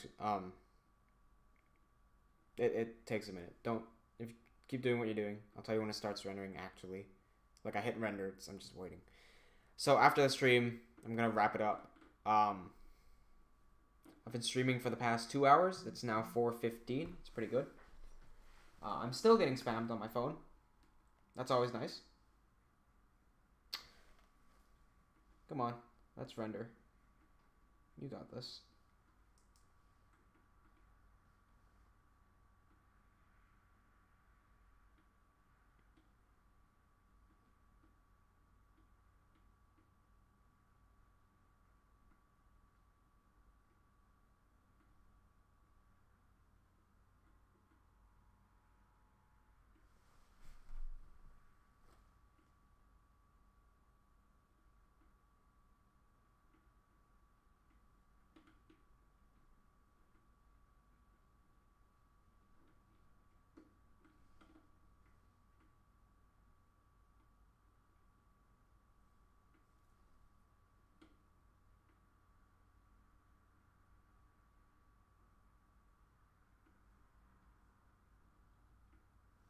Ah, it's rendering.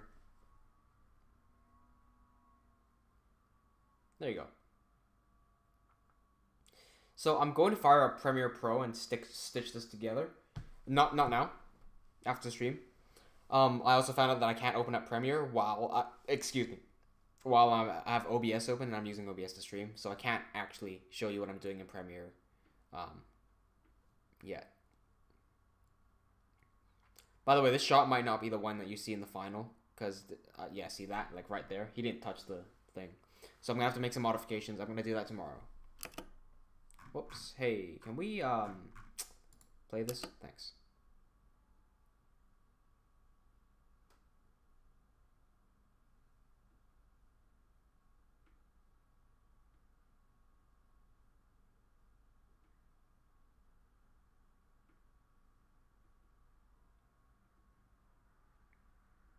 I love the new depth of field, by the way.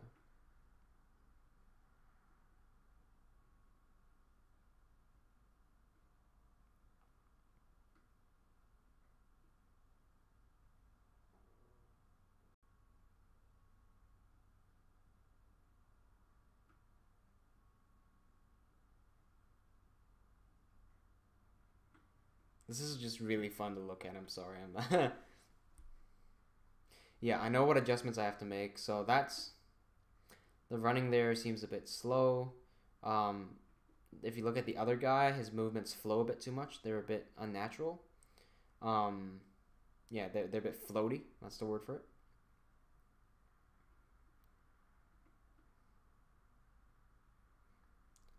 The slide that I added to him at the end is still a bit funny in my. I think he has a straight leg. Yeah, he does.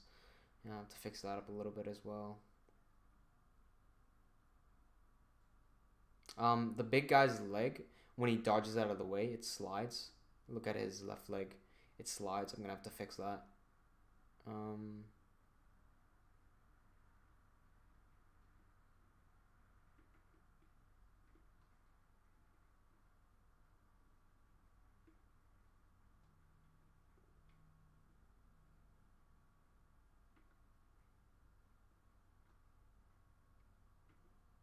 I also have to speed up the thrust.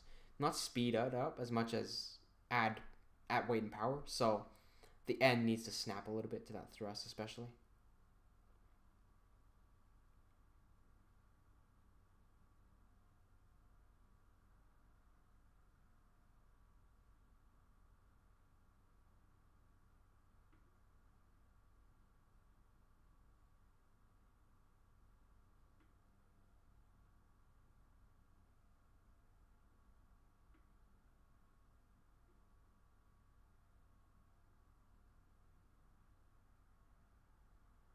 Cool.